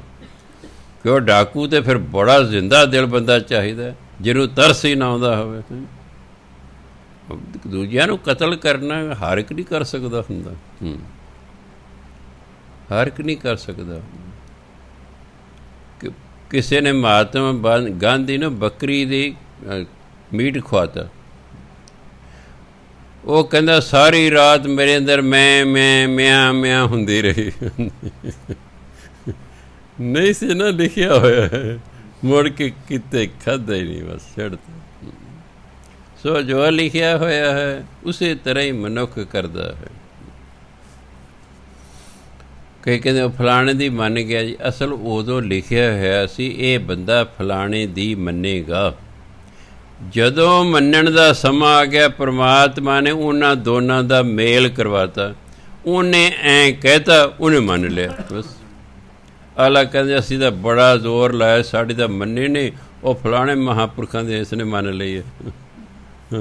ਹੁਣ ਮਨਵਾਉਣਾ ਸੀ ਨਾ ਕਿਸੇ ਤੋਂ, ਉਹ ਮੇਲ ਕਰਾਤਾ ਉਹਦੇ ਨਾਲ। ਹੁਣ ਮੈਂ ਇਸ ਪਾਸੇ ਲੱਗਣਾ ਸੀ ਅਤੇ ਮੇਰਾ ਪ੍ਰਿੰਸੀਪਲ ਨਾਲ ਮੇਲ ਕਰਾਤਾ। ਮਲੋਟ ਮੰਡੀ ਉੱਥੇ ਮੈਂ ਟੀਚਰ ਲੱਗਾ ਸੀ, ਮੇਰਾ MA ਦਾ ਰਿਜ਼ਲਟ ਆ ਗਿਆ। ਮੈਂ ਅਖਬਾਰ ਲੈ ਕੇ ਪ੍ਰਿੰਸੀਪਲ ਕੋਲ ਚਲਾ ਗਿਆ। ਪਤਾ ਉਹ ਰੋਜ਼ ਪੁੱਛਦੇ ਭਾਈ ਤੇਰਾ ਰਿਜ਼ਲਟ ਆਇਆ ਕਿ ਨਹੀਂ। ਮੈਂ ਦੱਸਣ ਚਲੇ ਜੀ ਮੈਂ ਪਾਸ ਹੋ ਗਿਆ। ਅੱਗੋਂ ਦੇਖੋ ਪਰਮਾਤਮਾ ਨੇ ਹੁਣ ਪਰਿਵਰਤਨ ਲਿਆਉਣਾ ਸੀ ਜ਼ਿੰਦਗੀ 'ਚ। ਸਵੇਰੇ 6 ਵਜੇ ਨੇ ਮੈਂ ਪਾਸ ਹੋਇਆ, ਮੈਂ ਉਸ ਵੇਲੇ ਸਤੋ ਗੁਣੀ ਹੋ ਗਿਆ। ਜਦੋਂ ਆਪਾਂ ਨੂੰ ਕੋਈ ਪ੍ਰਾਪਤੀ ਹੋਵੇ ਅਸੀਂ ਉਸ ਵੇਲੇ ਸਤੋ ਗੁਣੀ ਹੁੰਦੇ। ਅੱਗੋਂ ਪੈਂਦੀ ਸੱਟਈ ਮੈਨੂੰ ਕਹਿੰਦੇ ਸਰਦਾਰ ਜੀ ਭਜਨ ਬੰਦਗੀ ਕਰਿਆ ਕਰਦੇ ਹੋ। ਹੁਣ ਮੈਂ ਤਾਂ ਪੜ੍ਹ ਰਿਹਾ ਸੀ, ਟੀਚਰ ਲੱਗਾ ਸੀ, ਆਪਣੀ ਰੋਟੀਆਂ ਪਕਾਉਣੀਆਂ, ਆਪਣੇ ਕੱਪੜੇ ਧੋਣੇ ਨੇ, ਮੇਰੇ ਕੋਲ ਤਾਂ ਟਾਈਮ ਹੀ ਕੋਈ ਨਹੀਂ ਸੀ। ਮੈਂ ਚੁੱਪ। ਉਹ ਕਹਿੰਦੇ ਜਿਸ ਭਗਵਾਨ ਨੇ ਤੁਹਾਨੂੰ ਮਨੁੱਖਾ ਜੀਵਨ ਦਿੱਤਾ, ਜਿਸ ਭਗਵਾਨ ਨੇ ਤੁਹਾਨੂੰ ਵਿੱਦਿਆ ਦਿੱਤੀ, ਜਿਸ ਭਗਵਾਨ ਨੇ ਤੁਹਾਨੂੰ ਉੱਚੀ ਜਾਤ ਪੈਦਾ ਕੀਤਾ, ਜਿਸ ਭਗਵਾਨ ਨੇ ਤੁਹਾਨੂੰ ਨੌਕਰੀ ਦਿੱਤੀ, ਜਿਸ ਭਗਵਾਨ ਨੇ ਤੁਹਾਨੂੰ ਸਰੀਰ ਦੇ ਸਾਰੇ ਅੰਗ ਦਿੱਤੇ, ਕਹਿੰਦੇ ਉਸ ਭਗਵਾਨ ਦਾ ਤੁਸੀਂ ਕਦੇ ਨਾਂ ਹੀ ਨਹੀਂ ਲਿਆ। ਅਤੇ ਮੈਂ ਉੱਥੇ ਸੁੰਨ ਖੜ੍ਹਾ ਰਿਹਾ, ਨਾ ਉਹ ਅੱਗੇ ਬੋਲੇ ਅਤੇ ਨਾ ਮੈਂ ਬੋਲਿਆ। ਉਸੇ ਤਰ੍ਹਾਂ ਹੱਥ ਅਖਬਾਰ ਲੈ ਕੇ ਮੈਂ ਵਾਪਸ ਆਪਣੇ ਕਮਰੇ 'ਚ ਆ ਕੇ ਮੇਰੇ ਅੰਦਰ ਇਹ 14 ਅਗਸਤ 1971 ਦੀ ਗੱਲ ਹੈ। ਮੇਰੇ ਅੰਦਰ ਹਲਚਲ ਮਚ ਗਈ। ਸਕੂਲ ਵੀ ਮੈਂ ਗਿਆ, ਬਾਈ ਚਾਂਸ ਅੱਧੀ ਛੁੱਟੀ ਹੋਣ ਵਾਲੀ ਸੀ। ਪ੍ਰਿੰਸੀਪਲ ਨੇ PM ਨੂੰ ਕਿਹਾ ਸਰਦਾਰ ਜੀ ਨੂੰ ਸੱਦ ਕੇ ਲਓ। ਕਿਹਾ ਸਰਦਾਰ ਤੁਸੀਂ ਸਵੇਰੇ ਆਏ ਸੀ, ਕੀ ਕੰਮ ਆਏ ਸੀ? ਮੈਂ ਜੀ ਮੈਂ ਪਾਸ ਹੋ ਗਿਆ, ਤੁਹਾਨੂੰ ਦੱਸਣ ਆਇਆ ਸੀ। ਚਲੋ ਉਹ ਪਲੇ ਜ਼ਮਾਨੇ ਕੇ ਲਿਓ 50 ਰੁਪਈਏ ਪਾਰਟੀ ਕਰਦੇ। ਚਲੋ PM ਨੂੰ ਕਹਿੰਦੇ ਵੀ ਜਿਹੜਾ ਹੈ ਰਿਸੈਸ ਅੱਧੇ ਘੰਟੇ ਦੀ ਕਰ ਦੇਣੀ ਹੈ, ਛੇਤੀ ਨਹੀਂ ਘੰਟੀ ਵਜਾਣੀ। ਚਲੋ ਉਹ ਵਧਾਈਆਂ ਮੈਨੂੰ ਦੇ ਰਹੇ ਨੇ, ਖਾ ਵੀ ਰਹੇ ਨੇ, ਪਰ ਮੇਰਾ ਨਾ ਹੁਣ ਕੁਛ ਨਹੀਂ, ਮੈਨੂੰ ਕੋਈ ਖੁਸ਼ੀ ਮਹਿਸੂਸ ਨਹੀਂ ਹੋ ਰਹੀ। ਉਹਨਾਂ ਦੇ ਸ਼ਬਦ ਮੇਰੇ 'ਤੇ ਇੰਨਾ ਡੂੰਘਾ ਅਸਰ ਕਰ ਗਏ ਕਿ ਮੈਂ ਜਿਹੜਾ ਹੈ ਅਗਲੇ ਉਹਦੇ ਸ਼ਾਮ ਨੂੰ ਮੈਂ ਇੱਕ ਲੜਕੇ ਨੂੰ ਕਿਹਾ ਬਾਜ਼ਾਰ ਚੱਲਣਾ। ਮੇਰੇ ਬਾਜ਼ਾਰ ਬਜ਼ੂਰ ਜਾਣ ਦੀ ਸ਼ੌਕ ਨਹੀਂ ਹੈਗਾ ਮੈਨੂੰ ਸ਼ੁਰੂ ਤੋਂ ਹੀ। ਬਹੁਤ ਕੰਮ ਮੈਂ ਤਾਂ ਬਾਜ਼ਾਰ ਜਾਣਾ, ਨਹੀਂ ਮੈਂ ਘਰ ਹੀ ਰਹਿਣਾ। ਹੁਣ ਮੈਂ ਨਾਲ ਲੈ ਲਿਆ, 8ਵੀਂ ਦਾ ਸੀ ਪੜ੍ਹਦਾ। ਇੱਕ ਦੁਕਾਨਦਾਰ ਨੂੰ ਪੁੱਛਿਆ ਜੀ ਵੀ ਧਾਰਮਿਕ ਕਿਤਾਬਾਂ ਕਿੱਥੋਂ ਮਿਲਦੀਆਂ? ਕਹਿੰਦੇ ਉਹ ਫਲਾਣੇ ਮੋੜ ਤੋਂ ਮਿਲਦੀਆਂ। ਮੈਂ ਉੱਥੇ ਚਲਿਆ ਗਿਆ। ਮੈਂ ਜੀ ਕੀ ਗੁਰੂ ਗ੍ਰੰਥ ਸਾਹਿਬ 2 ਭਾਗਾਂ 'ਚ ਮਿਲਦੇ? ਕਹਿੰਦੇ ਹਾਂ ਮਿਲਦੇ ਆ ਜੀ। ਮੈਂ ਜੀ ਦਰਸ਼ਨ ਕਰਾਓ। ਕਹਿੰਦੇ ਜੁੱਤੇ ਲਾ ਲਓ, ਹੱਥ ਧੋ ਲਓ। ਉਹਨਾਂ ਕਾਊਂਟਰ ਦੇ ਉੱਤੇ ਕੱਪੜਾ ਵਿਛਾ ਕੇ ਦੋਨੋਂ ਪੋਥੀਆਂ ਮੈਨੂੰ ਵਿਖਾਈਆਂ। ਮੈਂ ਜੀ ਕਿੰਨੇ ਕਿੰਨੇ ਦੀਆਂ? ਕਹੇ ਜੇ ਅੱਡ ਅੱਡ ਲੋਕ ਤਾਂ 16 ਰੁਪਏ ਦੀਆਂ ਨੇ, ਜੇ ਇਕੱਠੀਆਂ ਲੋਕ ਦੋਨੋਂ 30 ਰੁਪਏ ਦੀਆਂ। ਕਹਿੰਦੇ ਰੁਮਾਲਾ ਅਸੀਂ ਦੇਵਾਂਗੇ ਤੁਹਾਨੂੰ, 2 ਰੁਪਏ ਦਾ ਸਟੈਂਡ ਦੇਵਾਂਗੇ, 5 ਰੁਪਏ ਦਾ ਅਟੈਚੀ ਦੇਵਾਂਗੇ ਜਿਸ 'ਚ ਤੁਸੀਂ ਇਹਨੂੰ ਪਾ ਕੇ ਲੈ ਕੇ ਜਾਓ। ਮੈਂ ਜੀ ਦੇ ਦਿਓ। ਮੈਂ ਉਹਨਾਂ ਨੂੰ 37 ਰੁਪਈਏ ਦਿੱਤੇ, ਉਹ ਪੋਚੀਆਂ ਘਰ ਲੈ ਆ। ਮੈਂ ਗਿਆਨੀ ਪਾਸ ਤਾਂ ਹੈ ਹੀ ਸੀ, ਬਾਣੀ ਥੋੜ੍ਹੀ ਬਹੁਤ ਤਾਂ ਮੈਨੂੰ ਆਉਂਦੀ ਹੀ ਸੀ, ਜਿਹੜਾ ਗਿਆਨੀ ਕਿੰਨਾ ਲੱਗਿਆ ਹੁੰਦਾ ਗੁਰਬਾਣੀ ਹੁੰਦੀ। ਅਗਲੇ ਦਿਨ ਮੈਂ 5 ਪੌੜੀ ਦਾ ਕੀਤਾ ਪਾਠ, ਨਾਲ ਹੈ ਪਤਾਸੇ। 15 ਅਗਸਤ ਸੀ, ਬੱਚੇ ਖੇਡਣ ਆਏ ਸੀ, ਉਹਨੂੰ ਪਤਾਸੇ ਵੰਡਤੇ ਅਤੇ ਪੜ੍ਹਨਾ ਸ਼ੁਰੂ ਕਰ ਦਿੱਤਾ। 3 ਦਿਨਾਂ ਬਾਅਦ ਉੱਥੋਂ ਮੇਰੀ ਬਦਲੀ ਲੁਧਿਆਣੇ ਜ਼ਿਲ੍ਹੇ ਦੀ ਖਾਲਸਾ ਸਕੂਲ 'ਚ ਹੋ ਗਈ। ਉੱਥੇ ਫਿਰ ਲਾਇਬ੍ਰੇਰੀ ਸੀ ਬੜੀ ਤਗੜੀ, ਜਿਸ ਦੇ ਵਿੱਚ ਫਰੀਦਕੋਟੀ ਟੀਕੇ ਗੁਰੂ ਗ੍ਰੰਥ ਦੇ 4 ਭਾਗਾਂ 'ਚ ਉਹ ਵੀ ਉੱਥੇ ਸਨ। ਪ੍ਰੋਫੈਸਰ ਸਾਹਿਬ ਸਿੰਘ ਦੇ 10 ਟੀਕੇ ਉਹ ਵੀ ਉਹਦੇ ਵਿੱਚ ਸਨ। ਫਿਰ ਮੈਂ ਅਰਥਾ ਸਮੇਤ ਬਾਣੀ ਪੜ੍ਹਨੀ ਸ਼ੁਰੂ ਕਰਤੀ, ਇੱਧਰ ਨੂੰ ਲੱਗ ਗਿਆ। ਕਿਉਂਕਿ ਇੱਧਰ ਲੱਗਣਾ ਸੀ ਅਤੇ ਉਹ ਘਟਨਾ ਵਾਪਰਨੀ ਸੀ, ਬਸ ਉਹਨੇ ਮੇਰੇ 'ਤੇ ਅਸਰ ਕਰ ਜਾਣਾ ਸੀ। ਕਈ ਵਾਰੀ ਗੱਲਾਂ ਤਾਂ ਆਪਾਂ ਰੋਜ਼ ਸੁਣਦੇ ਹਾਂ, ਅਸਰ ਕਦੇ ਕਦੇ ਹੀ ਹੁੰਦਾ ਹੈ, ਅਤੇ ਜਿਹਦੇ ਅਸਰ ਹੋ ਜਾਏ ਉਹਦੇ ਬੰਦਾ ਫਿਰ ਬਦਲ ਜਾਂਦਾ ਹੈ। ਇਸ ਲਈ ਗੁਰੂ ਮਹਾਰਾਜ ਕਹਿੰਦੇ ਉਹ ਕਲਮ ਕਹਿੰਦੇ ਸੜ ਜਾਣੀ ਚਾਹੀਦੀ ਹੈ। ਅੱਛਾ, ਆਪਾਂ ਪੜ੍ਹੇ ਨਾਨਕ ਪੂਰਬ ਲਿਖਿਆ ਕਮਾਵਨਾ ਅਵਰ ਨਾ ਕਰਨਾ ਜਾਏ। ਜੋ ਪਿਛਲੇ ਜਨਮਾਂ ਦੇ ਕਰਮਾਂ ਕਾਰਨ ਸਾਡੀ ਕਿਸਮਤ 'ਚ ਪਰਮਾਤਮਾ ਨੇ ਲਿਖ ਦਿੱਤਾ ਹੈ, ਉਹਦੇ ਅਨੁਸਾਰ ਹੀ ਅਸੀਂ ਇਸ ਜੀਵਨ 'ਚ ਕਰਮ ਕਰਦੇ ਰਹਿੰਦੇ ਹਾਂ। ਅਤੇ ਜਦੋਂ ਪਰਮਾਤਮਾ ਨੇ ਸਾਨੂੰ ਬਦਲਣਾ ਹੈ, ਫਿਰ ਉਹ ਕੋਈ ਢੰਗ ਤਰੀਕਾ ਵਰਤਾ ਕੇ ਉਹਦੇ ਦੂਜੇ ਪਾਸੇ ਨੂੰ ਸਾਨੂੰ ਲਾ ਦਿੰਦਾ ਹੈ। ਸਤਿਕਾਰਯੋਗ ਸਾਧ ਸਮਾਂ ਹੋ ਗਿਆ। ਵਾਹਿਗੁਰੂ ਜੀ ਕਾ ਖਾਲਸਾ, ਵਾਹਿਗੁਰੂ ਜੀ ਕੀ